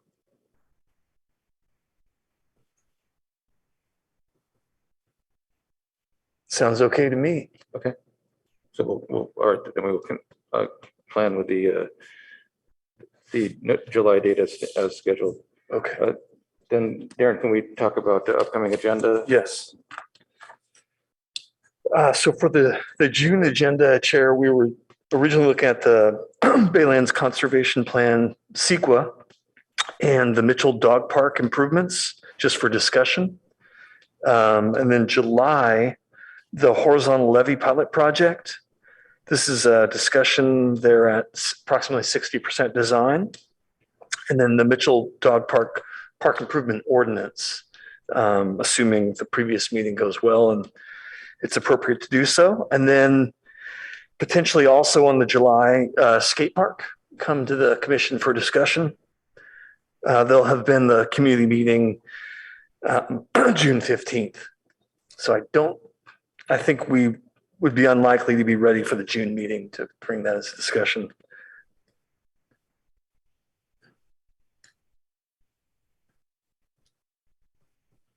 And other suggestions or requests, and I think you talked about coming back to the full commission with a report from the funding opportunities.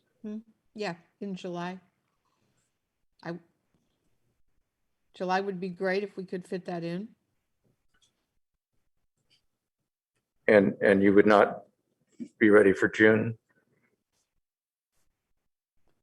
Oh, well, we could be. Jeff, what do you think?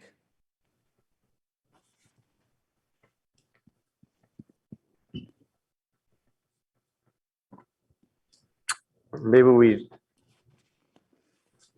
have a discussion and then come back to chair to see if we can do that?